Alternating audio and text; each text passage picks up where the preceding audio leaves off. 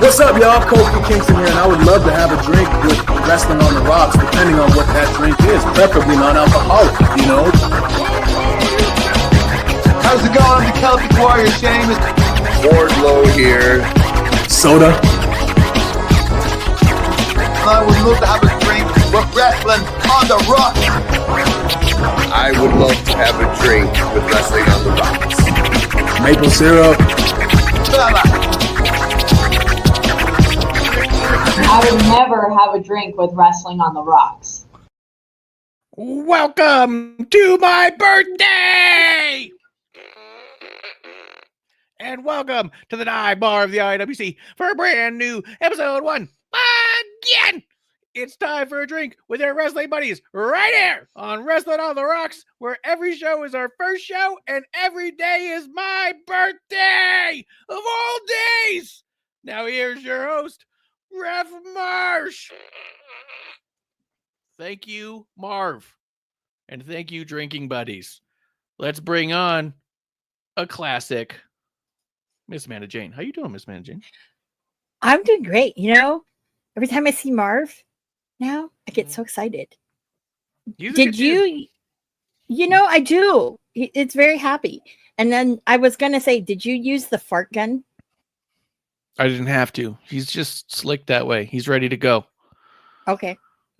Just that's the other thing I kind of was missing. But then I hear it a couple times and I'm like, no, I don't think I miss it.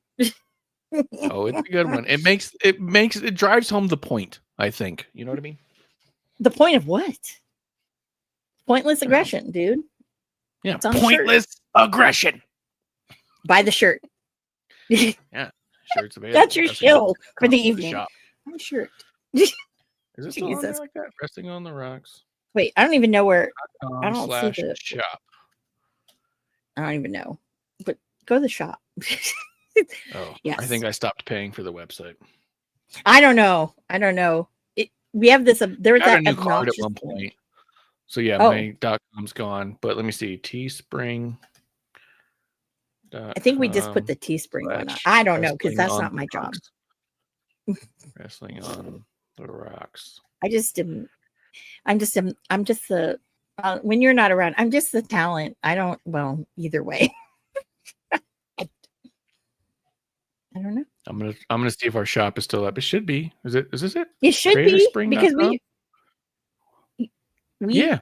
It's under that every week. It's a weird fucking. It's Creator Spring. Because here's my World Overweight Champion shirt. And you can get a sponsor. Yeah, we got a shitload of shirts. It's wrestling on the rocks. Like, so wrestling on the rocks.creator/spring.com. I think, I think easy. Yeah, they don't. But then again, you could do a bit.ly, but whatever. All I did was look up wrestling on the rocks. Yep. And then as I scrolled down under videos, there was a creatorspring.com that had the champ shirt, and you click on there, and then you just click the user, and there's all the fucking shirts, man. There's a bunch of them. Yeah. Which shirt was on there that we liked? What was the one? Where are we at? Pointless Aggression. There they are. $18. You want to hear something? Steal. Yeah. Want to hear something hilarious? Yep. I like those wine tumbler things. I have to get me some. You want to hear something? I just Googled Wrestling on the Rocks. And you know what the AI overview says? Wrestling on the Rocks likely refers to a wrestling themed podcast or talk show. It seems to be a casual, informal setting where the hosts discuss WWE, AEW, and wrestling news while enjoying drinks. Fucking AI. That's pretty fucking good. I like that. I do too. It brings a tear to my eye. Yeah. See, AI gets us.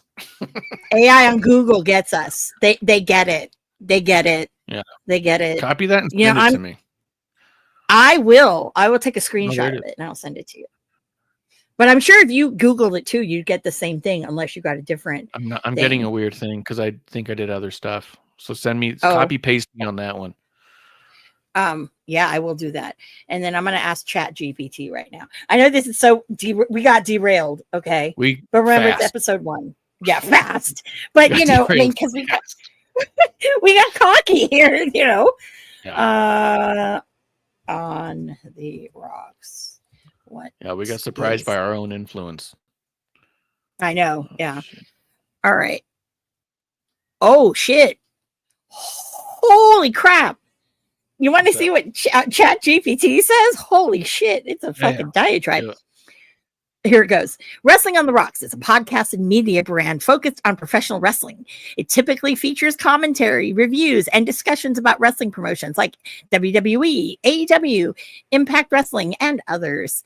The show often mixes humor, personal takes, and drinks. The on the rocks part of the name refers to both alcohol and the show's casual bar style vibe. It says key aspects of Wrestling on the Rocks. Hosts, usually a few regulars who talk about the latest wrestling news and events. Format, podcast style episodes, often live streamed or available on YouTube, Spotify, Apple Podcasts, etc.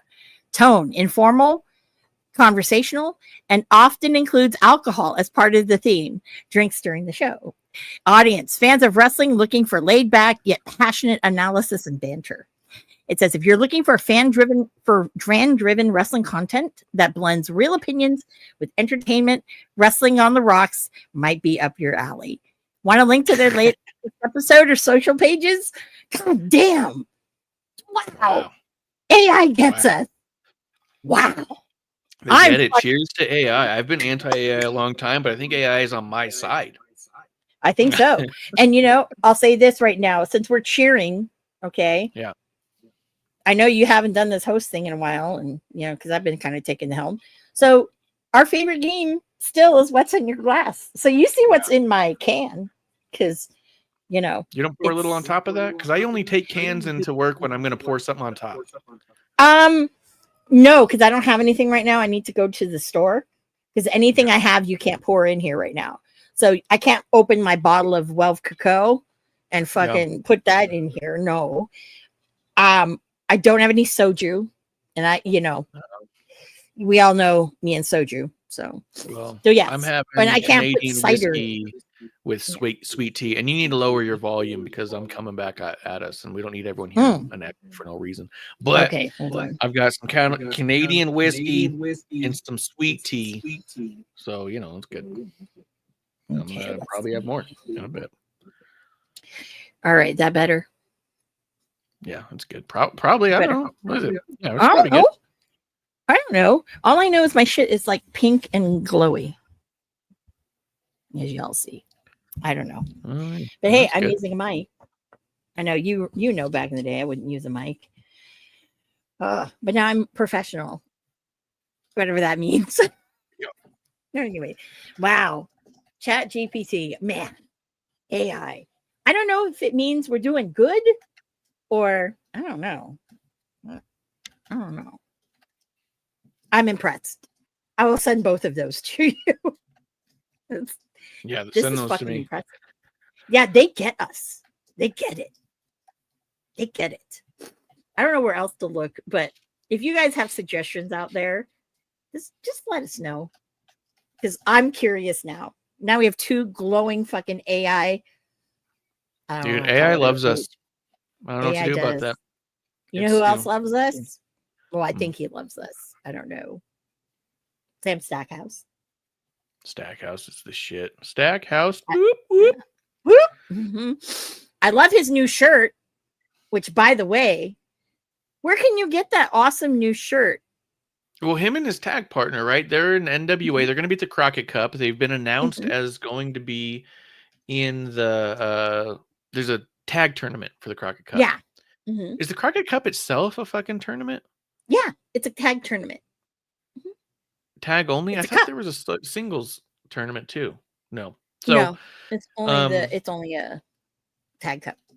It's him and his buddy Smalls, Eric Smalls, and they go by Size Matters as a team name.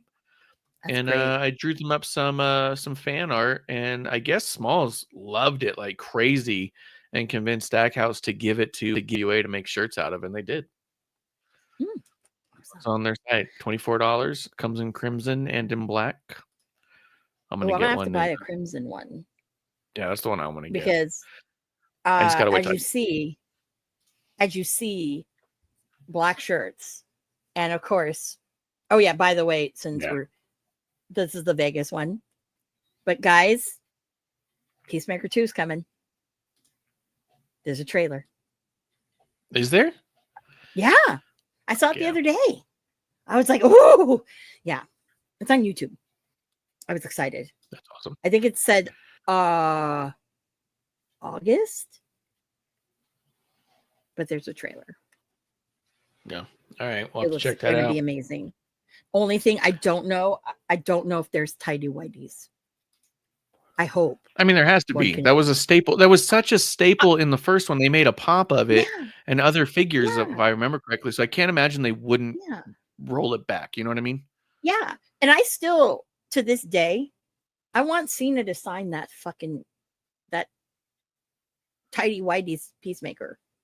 You know? Yeah. I'm like, and I would ask him, have you signed other ones of these? Yeah. I said, there's a reason I'm why. sure he's saying, I know I've seen him sign a couple Peacemaker pops at the one event I went to. So I know that they're out there, but I don't know if I've seen that particular one. The tidy white one. It takes a certain kind of freak to do that. John Cena signed pop. Yeah. So, but you know, too many of those. Oh wait, what's this? Oh, that's regular Peacemaker. But I'll tell you, Peacemaker with the eagle. Okay, go ahead. I was so upset that I found out about Cena taking pictures because I don't have a Cena picture. I have his autograph, met him a couple times, touched his ass with 2 hands, but don't have a picture with him. That's why I always am jealous of yours, because it looks like you guys are fucking drinking and shooting the shit. And yours, yeah, a little fucking scar. Epic. And what did you fucking pay for it? $12. I mean, theoretically, it was free because all I had to do was buy the bottle.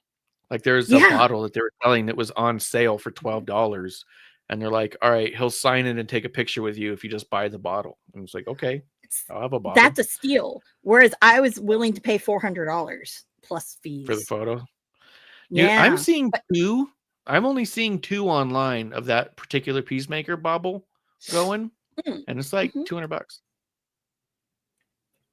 Well, thank you, boss. Thanks. I'm saying signed. Oh, signed. Oh. Yeah. Oh, one of them's not even signed by him. Never mind. That's signed by somebody else. Scott What? Koblish. I don't know why. What the And then fuck? yeah, so there's only one that he signed, and it's $200 right on top. Yeah, it's pretty good. Yeah. So yeah, there's not probably a lot. Okay. There's probably not a lot going Yeah. around. Yeah. Um, Want to know why I have this? It's all about the peaches, baby. Echo jorts. Anyways, I'll miss that. But anyways, I digress. Yeah, let's get into it. What we got going on? Well, should we do some birthdays? Yeah. Do your birthday spiel. Yeah, my birthday spiel. Okay, guys, there's a lot of people who are having I'll top off my whiskey while we're doing that. Yeah, there you go. So today we've got a couple of people. Happy birthday to one of the proud members of the She's Service or whatever. Piper Niven, happy birthday. And then fucking Scarlett Bordeaux. Okay, you cannot tell me that fucking Cross's shit right now is fucking fire. Okay, people, you can at me if you don't think it is. Electra Lopez, happy birthday. Let's see here. If Vader were around, rest in peace, he would be celebrating a birthday. Dragon Lee. Damn. Even Ron Simmons is celebrating a birthday. Filthy Tom Lawler. David Finley. Happy birthday. Mr. Maria Kanellis. Mike Bennett. Happy birthday. Omos. Happy birthday. The Godfather. Happy birthday, dude. Let's see here. Cash Wheeler. Happy birthday, but I disapprove of choices you breaking up marriages. But anyways, I'm not gonna go into that. Earl Hebner, happy birthday. He turned 76. Melissa Santos. Oh my God, happy birthday. I really miss her ring announcing. I'm not gonna lie, or at least I'm surprised that she doesn't just come out and do fucking Brian Cage, but whatever. Here nor there. Let's see here. Happy birthday to one of the ass boys, Colton Gunn. Guns up. Bang bang. Let's see here. Toro Yano. Let me tell you, that guy, he knows how to shill shit. Happy birthday. And finally, actually, no, never mind. I'm getting ahead of myself. Wait, hold on. No, I still have another day or two. Fucking Alistair Black. Happy birthday. Yeah, and welcome back. Yep. Kit Sabian, happy birthday. Maxine Dupree. Happy birthday. Let's see who else. Maxine Dupree. Hey, it's Chelsea Green. Yeah, you have to do that, There was no way they actually could have thought that would have been fucking that was gonna do it. So I know, right? Yeah, it's really weird. It's really strange. Psychosis, happy birthday. Caden Carter, and that's it. Except for one. I'm gonna let Marsh do this one. Hold on. Sorry, I got a message from a guy. He's still here. Matt Cardona. It's still his birthday. Yeah. I think you missed a birthday too, actually, if I'm honest. But Cardona, which one it was did I so miss? cool. The one time I got to meet Cardona was at GCW, and I showed up late event because I drove in from Arizona to California, so I couldn't get there early. I drove like house to door, and the meet and greets were already wrapping up, and he'd already left. And then I saw him in the fucking parking lot. And the next time I saw him, I saw him in the parking lot and said, great show, but I wasn't gonna try and haggle him right there. And the next time I saw him was at fucking WrestleCon. And I went up to him and asked him what his pricing was because I wanted to come back with this jersey to get it signed. And the next day, by the time I showed up to the event, he'd already gone. He'd showed up for just a little bit that day. And so I was like, that's a bummer. So I've missed him twice basically and gotten real close. But yeah, no, I haven't gotten to fucking want to sign the ref jersey. Although I like wearing it. Mhm. I don't have a ton of signed ref jerseys. I've got one that's been signed by several people. It's been signed by Tommy Young, Charles Robinson, Billy Silverman, and Bill Alfonso. And I want to add Kyoto, Corderas. I want to add a few big ones. I want to get Jessica Carr on there before she stops refereeing, you know? Yeah, that's right. Because isn't she wrestle training? She seems to be wrestle training, which is Mhm. nice. But you did miss one birthday, Amanda. The most Who did obvious I birthday miss? of them all. Ooh. Mine! Oh, snap. It's Marv's Marv, birthday. I'm so sorry, Marv. How So dare you. sorry. Oh my God. I am the worst, like fucking, I don't know, sidekick, whatever the hell you want to call it. I don't know. I'm awful. Last Sorry, birthday Marv. on every birthday list. And Oh my also- God. Okay. I need to put him on the birthday list. Like, seriously. And speaking of which, I know. He has a shirt on that says happy birthday. And you only just said like it's his birthday like every day, you know. So how offensive of all days to snuff him his birthday of all days. What a bitch. What a bitch. I am sorry, Marv. I was so excited to see you. I forgot it was your birthday. Actually, I Oh should my have said God. snub and not snuff because it sounds really fucking bad otherwise. He killed me. I don't know. But yes, if you guys know someone who Digi like says Team Marv. Hashtag Team Marv. Keep it Yeah. going. And I forgot it was its birthday, Dig. Yeah, I'm bad. You know, so yeah, so if you know someone who's having a birthday wrestler, it could be an indie dude, let us know. Yeah. We'll shout him out. So anyways, I guess one of the things, I guess, before we go on, because this was definitely news, I guess, is tears in our beers. Yeah. Sabu. Tears in our beers for Sabu. What a fucking wild guy. And it's so crazy too. Like working on John Arezzi's podcast over the last couple of years and listening to a bunch of his old stuff, like you hear in live time, because these were all recorded live week to week. You hear the first time that they see Sabu and the knowledge they had about him and watching him wrestle. And from the first time anyone in New York saw Sabu, they said, this fucking guy is insane and everything. Arezzi and most of his buddies were really into ECW, even prior before it went Extreme, when it was Eastern, before it went to Extreme, when Eddie Gilbert was working on it and stuff.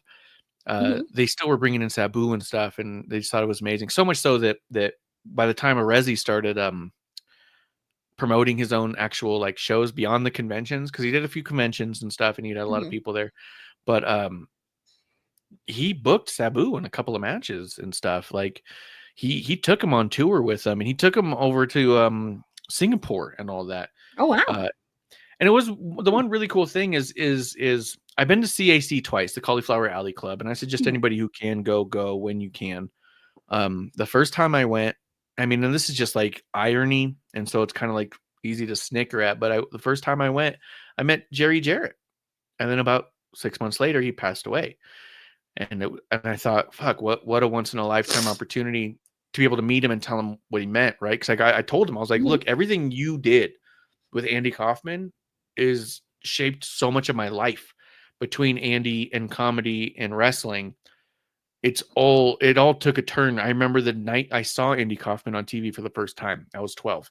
I remember it because everything was different after that. And so I was able to thank Jerry Jarrett for doing that, for bringing Andy Kaufman into wrestling and thus bringing him into a world that I could connect to. Well, then this last time I go, I actually get to meet Sabu, and here we are 6-7 months later, and he's passed away. And I go, fuck, I got to stop going to these shows. But also, it was a once in a lifetime opportunity. I didn't meet him at the event. I met him just in Vegas at a bar up the road. I was walking around with a friend of mine, and he was all like, oh, have you seen this one bar? It's really cool. It's got a bunch of wrestling shit all over the walls. And I was like, no, I haven't. The Nerd Bar? I think so. There's like a bowling alley inside of it. Yeah, that's the Nerd Bar. And a mechanical bull that's like a penis, I think. Yes. Yeah. Penis bull. Yeah, that's the Nerd Bar. Exactly. And I walked in, I was Yeah. like, holy shit, this place is like fucking great. And then we're sitting there, and this one dude is like sitting on a couch and having a beer. And my buddy, actually your buddy, Roy. Yeah, Roy. Yeah. Roy walks over and starts to say hi. And all of a sudden the guy said something and like looks over at me. And then I look at him and went, oh shit, that's Sabu. Like, Sabu and so then, went to fucking Roy's wedding. Did yeah, you see that? he was, he was at the wedding, and it was so funny that he said he was like in gimmick and all that, and he was doing the fucking, I love it. Yeah, the whole thing. But I got to sit there, and I think I had 2 beers with him before I went ahead and packed it up for the night. But it was also great. It was great because it was like, again, a once in a lifetime thing. And I got to ask him about that John Arezzi tour. And I said, Sabu, I work with John Arezzi. And he was like, oh, good guy. And I was like, do you remember that Singapore trip? I was like, because we just covered it a couple weeks ago. And him and I started talking about it. And he remembered it. And he remembered who we faced. And we talked a little bit about it. And it was fucking cool. And it was those kind of things that make you appreciate being able to go out and have a moment with these guys that's just a little more real than just seeing them do what they do. Like that's real enough to us, but like to be able to connect to these people and tell them that they meant something or get to hear a story off of them. Tim White, I got to meet him twice, and both times I met him, he rattled on a number of stories that I was like, fuck yeah. So yeah, tears in our beers for sure. Did you ever get to meet him? Sabu? I didn't meet him. Yeah. Yeah, I have before. Yeah, he was really cool. And when she was alive, recipes, Melissa, the genie, she was really total sweetheart, nicest woman. And I mean, he loved her so much. So I'm kind of glad that they're together again. But he was like, Sabu was just like fucking such a nice dude. Fucking would just fucking shoot the shit with you, ask if you had weed or whatever. I've been asked that. And I'm like, I don't, but I know someone who does. So so it's kind of cool. But yeah, Nerd Bar is where did I ever tell you the Nick Gage story about how he invited me to a show? Yeah, and everyone told me that was there. That was at the Nerd Bar. That was Teddy Hart's show. Yeah. That was it. Yeah. So if you've never heard Eddie my Hart Gage story. Oh yeah. It was he had his cats there because he went to Ring of Honor and they were handing out flyers and whatever. And that's what, like Gage saw me. I was like, man, I didn't realize that's another one there. Nick Gage, that dude, fucking great memory. He's a real fucking one. He's a real one. I'm glad for me.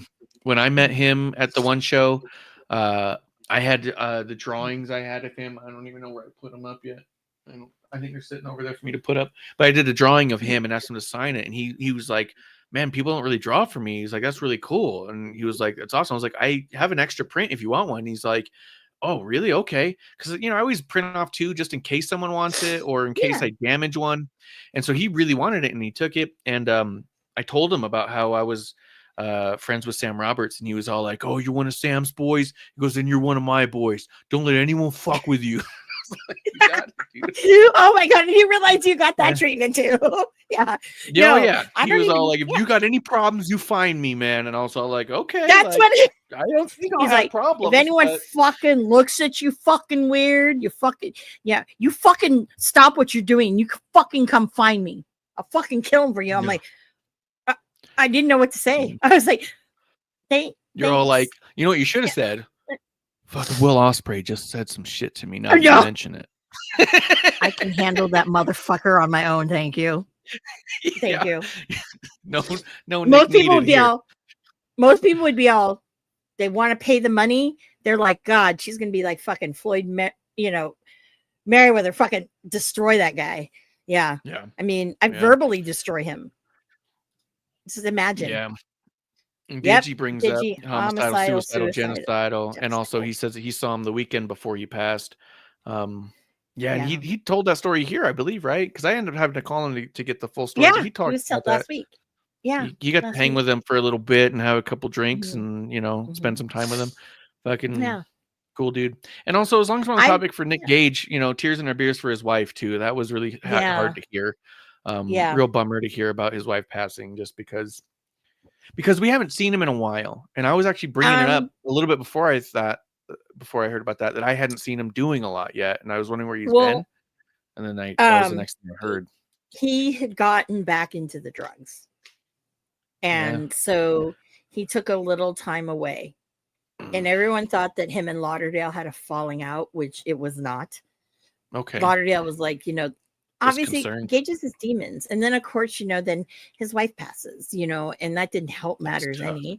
So he went to rehab and everything, and he's been coming back. So he's slowly like making a comeback. Will he be back at GCW? According to Lauderdale, doors always open. So I'm pretty sure he'll be back. I mean, there. Even if he doesn't get in the ring, his presence at those shows, I think, means a lot to a lot of people. And I think it means a lot to him. Every time I've seen him out there, it feels like that there's something he's getting from the fans that reminds him kind of to stay grounded. You know what I mean? Like people care. Absolutely. And a lot of people care a lot. You know what I mean? And so like, I think that if he showed up, like it might be a lot of emotions for a lot of people. But I think he'd get a lot of hugs. You know what I mean? I think people would be like, fuck yeah, dude, we need you. We need you. So stick around. Yeah. And I think like, especially if if he's giving you the whole, someone messaged you fucking find anything. Yeah. I mean, that when he gets like that, because I know people who go to the GCW shows and they're like, Nick Gage has never done that to me. I go, oh, I couldn't tell you. I could not tell you. I have no idea. But, that's one thing. And so it'll be great to see him back again, because that ovation, people, no matter where it is, if it's in New Jersey, if it's in LA at the Ukrainian Cultural Center or wherever, I think that's going to be a big thing. But, I did go to the Collective, right? Yeah. Yeah, I kind of talked about it. And, I went to spring break. I was in the front row. And unfortunately, if you go back and look, when Sabu hit his head on the concrete and it was knocked out, it was right in front of me. He was at my feet. I was like, I'm like asking my friend John, I'm like, John, is he dead? Like, I that's my worst. Oh, he hit hard.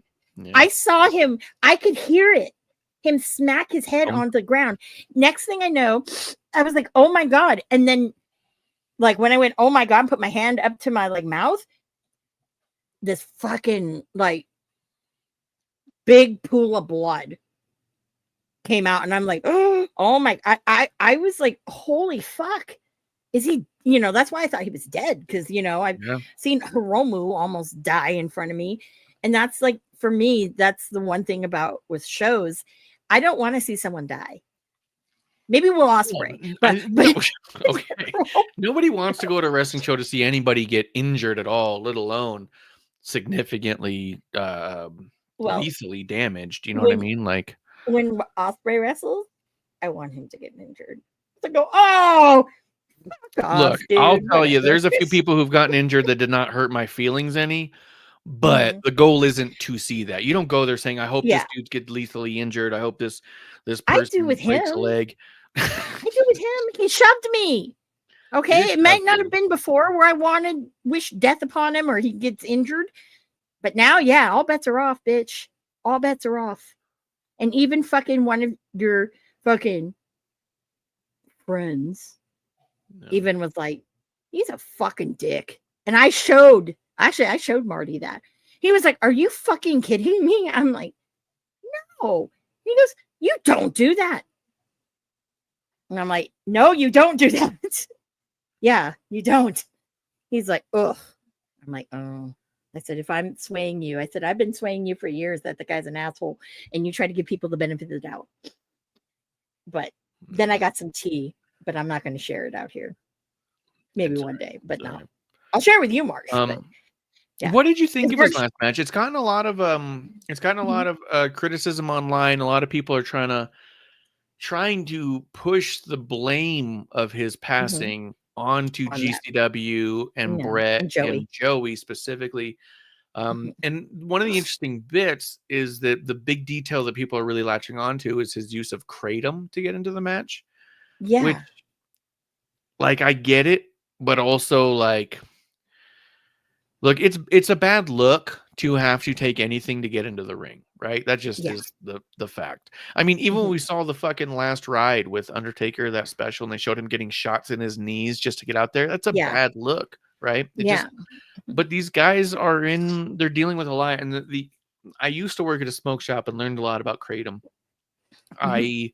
I typically try to avoid it because it is a somehow naturally, the way your body processes it is exactly like it processes opium. So it's a little dangerous, Ooh. and you can OD on it, but it also Yeah. can give you the medicinal effects that something like opium can give, which is, euphoria and a little bit of the pain relief. All that shit is there, but it's something you can get at Yeah. almost any fucking smoke shop. If you buy a fucking glass pipe, you're standing next to kratom. You know what I mean? Like, it's Mhm. not this thing that's being regulated, for one, and it's not this thing that is this. It's not viewed by the government, at least, the same as it does view opiates and shit. So it's a weird thing for me, for someone to blame them for, because again, he passed away a couple months after the fact. If he died that night, you'd be like, "Oh shit," right? But this Yeah. was a little bit later. The only thing that I can think of, if you were Mhm. to try to place any blame, and it would still, to me, not blame wouldn't be the right word, is I have heard about people athletes who will have basically like a blood clot and not know about it, and then they become very, very active, and then that moves up to Mhm. their heart, and they pass. The clot Yeah. gets to their heart. I It don't know that could that's be. what happened here at all, but that's the closest I Mhm. think of. And at that point, I still wouldn't put the blame on GCW, Anybody. Joey, or Mm-mm. Sabu, or anybody else. It's basically like No. an aneurysm for athletes. You know what I mean? Like, it's the kind of thing that just Yeah. fucking happens. So I don't know. Or he could have OD'd on something. We OD, don't know, and that's you know? completely different. But then, you know what? The Yeah. fucking assholes would start saying he OD'd because he was trying to fucking take the drugs because he got hurt in the match, and they would try to fucking still push it on him. And No. I just don't No. look. I would love to be able to say those are the assholes that did it, right? But it Yeah. just doesn't. But Everything I see about it, it doesn't feel like that's what happened. I saw no. only a few clips of the match. I didn't think the match looked super smooth, and I didn't think Mhm. that I agreed with spots they were doing, but that's GCW, man. Half the time I go, half the matches I'm not into. I go for the vibe and some of the other stuff. But you were Yeah. there. What did Mhm. you think of his last match as a retirement match? And it's Joey Janela, someone you're a huge fan of. I'll tell you, with Joey, it meant a lot to him. I don't know if there was this last weekend, um, Jersey Championship Wrestling. They had a show, and Joey opened the show, and it was that day was like pretty much the day he passed. Mhm. And Joey was like, um, my phone kept going off, and it was very heartfelt. I mean, he had nothing but, like, Sabu was his favorite wrestler of all time. And, he had met him, a long time ago. And then, and obviously with Jeannie, Melissa loved Joey for what, I don't know, for whatever reason. Right. And she's like, this guy's a great kid, and she really supported him. And Sabu and him throughout the years, had this bond. And Mhm. he had always kind of told Joey, like, oh, if I retire, especially when he was thinking about it, you know, I want you to be, the last match. Cause I can't remember if Joey had ever wrestled him before, but I don't think Joey had. So it meant a lot to him. And Sabu meant a lot to him. I And mean, he was Sean just Waltman told so, him the same thing. Sean Waltman wanted to yeah, have a retirement series with Joey as well, and it yeah, sort of seems that it may have been his final match just because of yeah, other injuries, but yeah. that's But kind of most people, a big tell for Joey. yeah, You know what I mean? People trust him. exactly. If people are telling you that they want to have like their last match with you, that there's it either means something, and in my opinion, it's like they put a lot of trust in you, they believe in you, and they know that, in some ways, depending upon who it is and what style it is, it could be like you're passing on the torch, right? Like I can see Danielson passing on the torch to Zack Sabre Jr. They need to have the rubber match, and make sure this, the only way is, you win is submission. And then or, Danielson fucking passes it completely, and Zach wins. But, I mean, whatever, it is what it is. The match, obviously, it's no secret how, like, Sabu, he's got, his body is tore up. It's no secret, but I will say that Joey, after that spot, really fucking, he made it work. He really made it work. And it was, I wasn't uncomfortable. I was more uncomfortable when he was on the ground lying there in front of me. I was more uncomfortable with that. But Sandman, it's funny because Sabu said that he perked up when he heard Sandman's music. Sandman was not supposed to come out. They brought him, he was backstage. So they were like, can you come out? Like Lauderdale, I think, asked him, can you come out and do your, and do your thing? Because that was a long fucking thing that he did to buy them time. Yeah. And I was like, when he came, was iffy. Buying time versus just calling the match is a tough call. Because that was the thing, is they were going to call it. And Sabu kept saying, no. Because I was right there. And he kept saying, no, I want to do this, and of course they're like, he's but gonna say that. That's the tough part, though. And they're like, no. And even Joey was like, dude, it's okay. We don't have to do this. Even Joey was saying that to him, because Joey was like right there, like sitting right next to him, like there, and making sure he was okay. And he's like, we don't have to do this, and he's like, no. I want to do this. It's the last one. I want to do this. I don't want to go out. And just seeing that right there, like if people are like, oh, well, they forced him. No, he wanted to go out and finish the match on. He wanted to do that. Even Joey, like, so fuck you people who think you fucking know. Okay. You think you're woke. No, I was standing right there. You can go back. I'm standing next to the guy doing the Joey Janela cosplay. Shout out to you, fucking John. Anyways, but yeah, I'm like right there. You could totally see me. And half the time I'm like, this, like, oh my God, like freaking out because, that was awful. Right. So, and there was a lot of panic going on. So, but I thought it was great at the end, with Joey finally being able to give Sabu his the GCW or whatever the Hall of Fame is that they do. Yeah, he got it last year, but he no-showed. Oh, that's funny. Yeah, so that's why this was a big deal. And if you watch the lead up to it, because Joey is just like, you're a fucking piece of shit. You didn't come to this fucking thing, and we're trying to honor you and blah blah blah. And it was, fucking in Philly. Of all places, it was fucking Philly. And if I'm not mistaken, they did that ceremony at that venue, the ECW venue, if I'm not mistaken. 2300. Yeah, I think they did that there. So the ceremony for that. So so it was great. It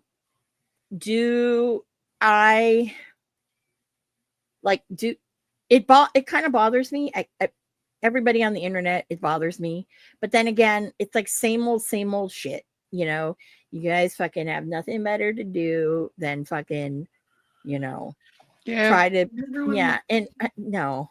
Everyone always knows what's best, right? And that's what I mean. It's a tough call. It's a difficult thing. You have an athlete here trying to tell you he was willing and able to keep going. You as a promoter feel a responsibility to the fans who paid. So you want to give them what they paid for. You don't want to put this guy in danger. And you're not really medical. You know what I mean? You're not really the kind of person who could make that judgment call half the time, but you're the guy who has to. And so it's fucking tough. I mean, Brett Lauderdale, he even said, he's known Sabu for a very long time. Like when Brett Lauderdale used to ref, I think he was reffing for CZW, right? And he's known Sabu that long. I mean, Sabu has this like great relationship with all of these, a lot of people. But I do think there's something to that. Like the more you care about a guy and idolize a guy in a sense, the more you have to be responsible for not letting them overstep, right? Like we can think back to the Ric Flair match. Turns out he had a heart attack in the ring. We didn't find out till like a year later when his doctor said you had another heart attack. There's a scar on your heart. And he's all like, no, there's no way. And he goes, when was the last time you lost consciousness? And he goes, oh, yeah, in that match, I blacked out. I thought I was just dehydrated. No, you had a fucking heart attack.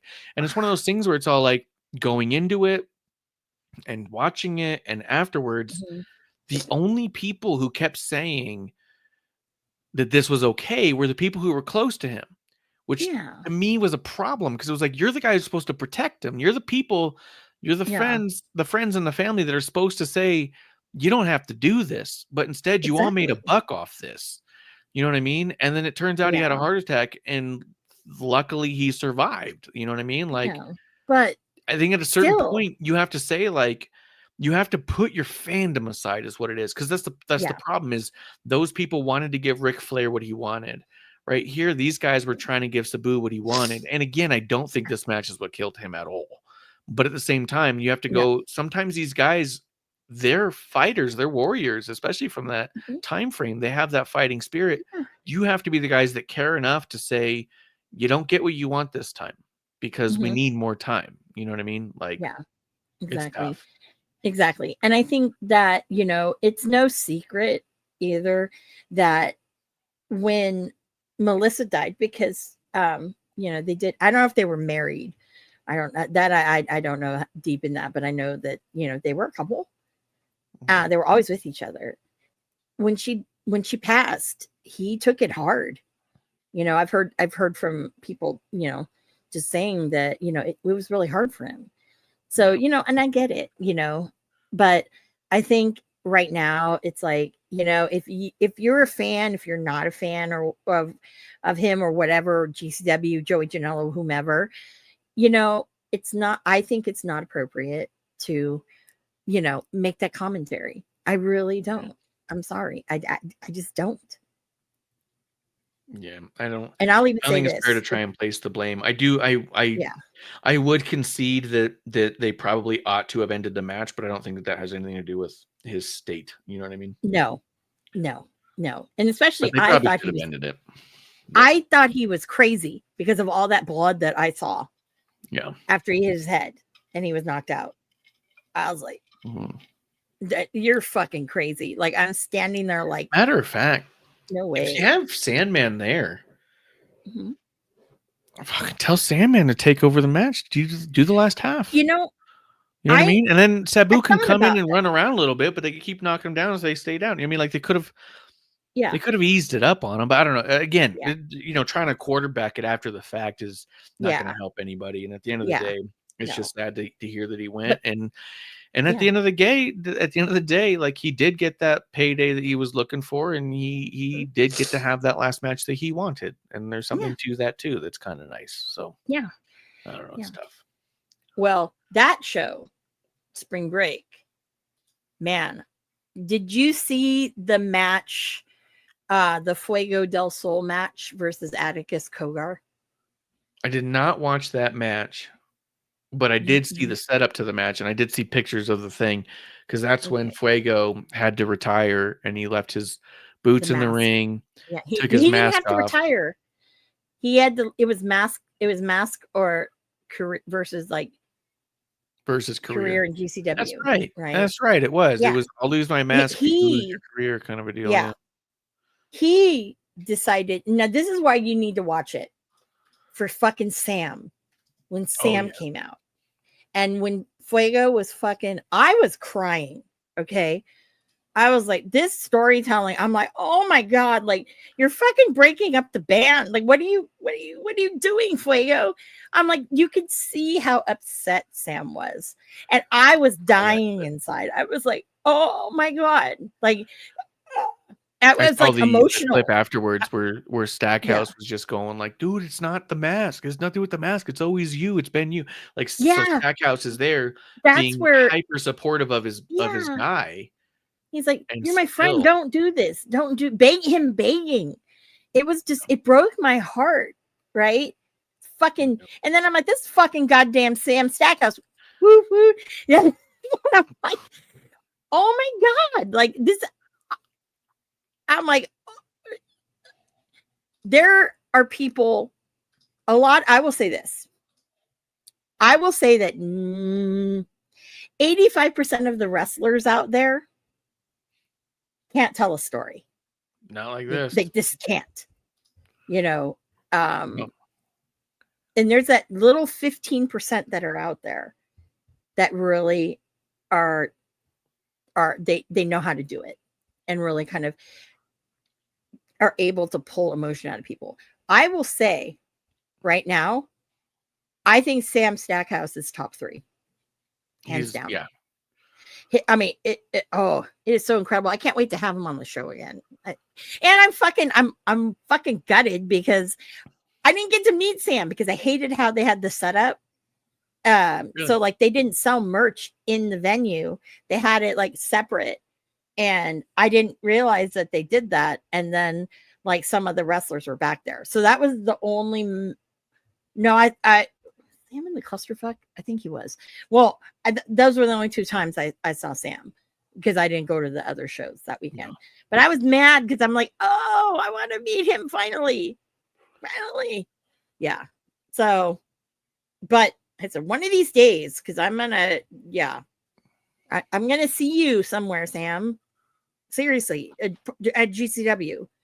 Unless all of a sudden, you fucking miraculously end up like on fucking Evolve or whatever you go, you get signed. I want them to pick him up on the fucking WWID. Yeah, that would be fucking stellar. Because right now, one of the ones who's in that program, Marcus Mathers, fantastic. I think he's wrestled Sam before, and he's had some killer matches. He had a great one with Nick Wayne when I went and saw the last official fucking wrestling match of goddamn Ricky Starks. Oh my God. I'm going to cry again. I'm too emotional. That weekend was very emotional, I will say. Yeah. Because that Friday earlier, I saw Ricky. Fucking cried. That show, it was emotional. Okay. Then the next morning was Stand and Deliver, but I already had I had other emotions because I kind of got screwed, but whatever, that's a long story. And then of course watching Ricky fucking wrestle an opening fucking WrestleMania weekend, I was just a fucking mess, Oh, yeah. Wasn't he the first match of the weekend? Yeah. Well, if you don't count the pre-show match, because the start of the pay-per-view or the PLE or whatever you want to fucking call it was Ricky versus Ethan Page. Yeah. So and they're saying he was the one who opened up the weekend. Yeah. So that says a lot too. So but yeah. But boom. We got to see him in fucking GCW in Phoenix. He's been running around with the Juggalos, and he's been doing a great thing over there too. And the story he's telling with JCW is also fucking crazy cool. But the story he's doing with Fuego, who's now going by KJ Orso, is that right? Yeah. Orso, yeah. KJ Orso. Orso or Orzo, like the pasta. And what's funny too? I was wearing that shirt right there when I wore it. Mm-hmm. I almost wore the Sam Stackhouse is okay shirt that I designed a long time ago. And then I thought, you know what? I'm going to wear this one. And fucking when I wore it, he was like, you're like one of like 2 people who even have that shirt. He goes, I have one. He goes, I don't even have one. But he says that like only like 2 people ever bought it. But more people, I guess, bought the Sam Stackhouse is okay shirt, which I was like, that makes me feel good on 2 fronts. But it was like, it was a great shirt. It was a great shirt though. Yeah. Oh yeah. I need to build my collection. Are great. Yeah, I need to build my collection of Sam Stackhouse shirts. Oh, I got another one there. Now I got to get my Size Matters ones. But it's crazy. As fucking as much as it's easy to hate KJ and what's going on right now, I think I said it on here before, and I've always tried to be careful around it because I've always appreciated his friendship with Stackhouse, but I never really felt the Fuego character. You know what I mean? Like, he Yeah. was a lucha guy, but I believe he's also from Alabama. So Mhm. it's also kind of like, he's lucha, but is he authentic lucha? And does it matter where you're trained if you're trained the right way? I don't know. So for me, I always batted it around, and watching him, he was always good, impressive in a lot of ways, but I never connected with that character at all, especially the way they did him in AEW, just making him the fucking loser to love and then never giving him really a shot after they signed. Like they had a whole story that led up to him being signed. And then once Yep. he got signed, they're also like, but also go fuck yourself. Yeah. You know, Well, forget it. How many people they've done that to? But anyways, They've I'm done not it to a gonna go lot there. more people than just him. That is true. That But is true. I never I really will got into him that way. say, So yeah. the KJ Orso thing he's doing Mhm. right now is something I can't keep my eyes off of. Well, And if not for no only other reason that, than I can't wait to see Stackhouse go in there and squash that dude like a bug. I know. I can't wait for that. I will say this: that match though he had with Kogar, okay, and I've seen Fuego Yeah. wrestle a couple of times. Yeah. I will tell you, that was a fucking beautiful match. Definitely, if you guys have not seen it, you need to watch it. And if anything, it's really only for the storytelling alone. But I will say the quality of that match, because there's a lot of death, match elements, not like light tubes and shit like that. Fucking Fuego got tased with a fucking taser, a real taser. I mean, if you don't like that, like, I don't really like that kind of shit. But the match was like, I was like, fuck. Fuego is basically telling Tony Khan, fuck you, because that it's funny because that's the chant that they were starting with Ricky. Tony fumbled. When I see Fuego and now KJ, Tony fucking fumbled that one too. Here's the thing though. There's more. I don't think Fuego, I mean, and it sounds fucking stupid in my mind, and I'm sure that this is not how the world works. So this is fandom talking and not inside anything. Yeah. There's a big part of me that never felt like Fuego would get signed. But I'm watching KJ and I'm all like, oh, that dude's getting swept up. KJ's going to get signed. I see in his future, not like distant. I mean, pretty close. I see him getting something. Yeah. And I don't know why, but you know what I really think? I think that fucking WWE would give him the shot. I think they would.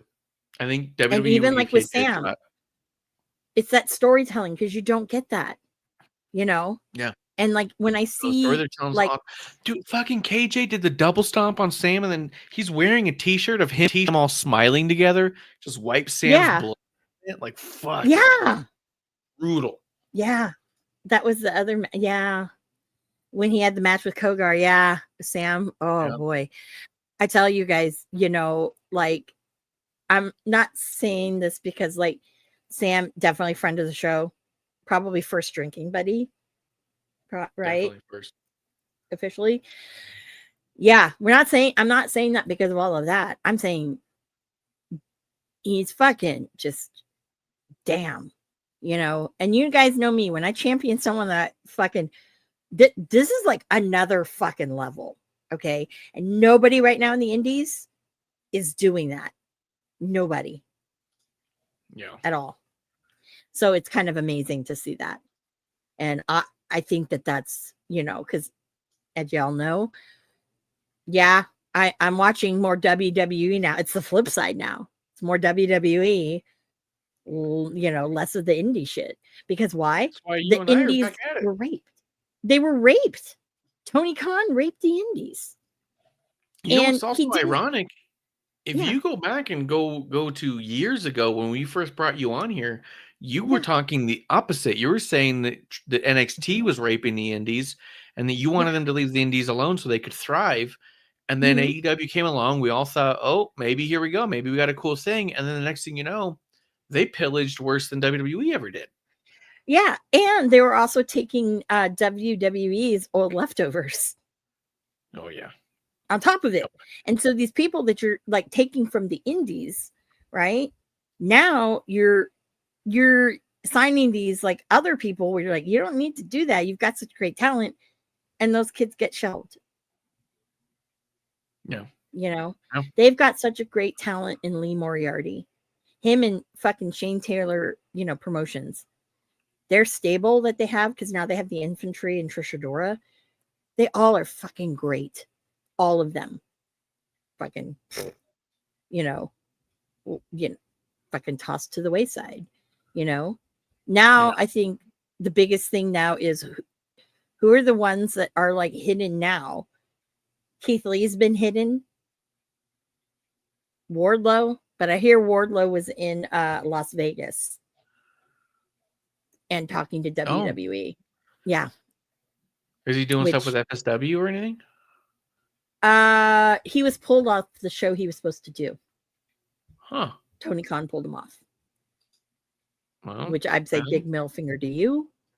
Because I really was interested in seeing Ricky and GCW because the match, his first match, after he came down that elevator with that fucking empty bougie Louis Vuitton fucking shopping bag when that mall did not have a Louis Vuitton, I was like, this is gonna be great. And he was facing Cardona. He was supposed to face Cardona. So what did fucking Tony Khan do? Fucking put Chris Jericho in there. Fuck off. Yeah, whatever. But yeah, no. So yeah, you got to go back with that because that's just fucking beautiful. And I'm just like, I want to know more. Like with Sam, I want to know more. There's a lot of things that I'm just like, damn, it's peeling back so many fucking layers of onion that it's just like it's addictive. And I'm just like, I'm there for it because for me, that's the best kind of fucking wrestling is if you can fucking tell me a story and that's the big thing. That's what I enjoy. Yeah. Yeah. No, absolutely. Peaches and story. Yeah. We got to get a good look at that Fuego Peach and find out where he stands. Where does he sit? You know what I mean? On that realm. No. I don't know. Well, maybe Cage's got a better peach than Fuego. No. I would have already mentioned that. I would have mentioned that in that. Yeah. When talking about the match. No. I would have come on. No. Like I was front row. I mean, no. Yeah. When you're in the front row, you see a lot of things, but no. I would have said so. But I don't think we yet have a match announced for Stackhouse and KJ though. And that I'm really curious about because that has to boil up to somewhere. And I don't think we've seen Stackhouse in GCW since the attack from KJ. No. I don't think he's been announced on anything. Yeah. So it'll be interesting when it is. And where will it be? I hope it's not in like fucking Jersey. I would love it if it was like LA, Phoenix, because obviously they come out to LA. LA is like the fucking West Coast home of GCW. I mean, GCW hasn't been back to fucking Albuquerque in a long time. Fucking come to Albuquerque, guys. I'll fire for you. I swear to God. I know, like I'll fucking come out because I haven't seen you since fucking Mania, not this last Mania. I mean the LA Mania. So yeah, 2 Manias ago. Yeah. So but yeah, no. I mean, I want more. I want more. I think the next time maybe, and I'm not fantasy booking this, and this is not anything insider that I know. I think the next time we're going to see Sam, he'll attack, I think either Kogar, or Kogar's brother. I think that's going to come. And then, and I think you bring up a good point too, is I do think that Stackhouse and Fuego have brought out the best in the Cougar brothers too, because to be honest, for whatever it's worth, I was never really that impressed by those two dudes, but watching even their tag match against Fuego and Stackhouse, I was like, oh shit, this is fucking good. Yeah. I think those guys. I think they flourish around guys who tell stories the way that those other guys do. You know what I mean? Yeah. I heard a rumor, and I don't know how true it is, but I know Atticus Kogart stopped doing deathmatch. Okay.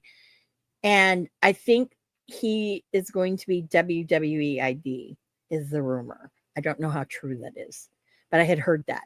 And that's why he was getting off the deathmatch. So. You heard that WWE was going to give WWE a shot? Yeah. Man. WWE ID. You know, I mean, it would be you never know. You never know. I mean, May. because Atticus Kogart can wrestle. If you take away all the other fucking shit, the light tubes, the fucking whatever. Sure. Yeah. But he's also, yeah, he can do moves. But I'm gonna be honest he can with also you, tell a story. But he's also shorter than I am, and like 50 pounds lighter, and looks kind of dumpy. Okay, first of all, so how tall are you?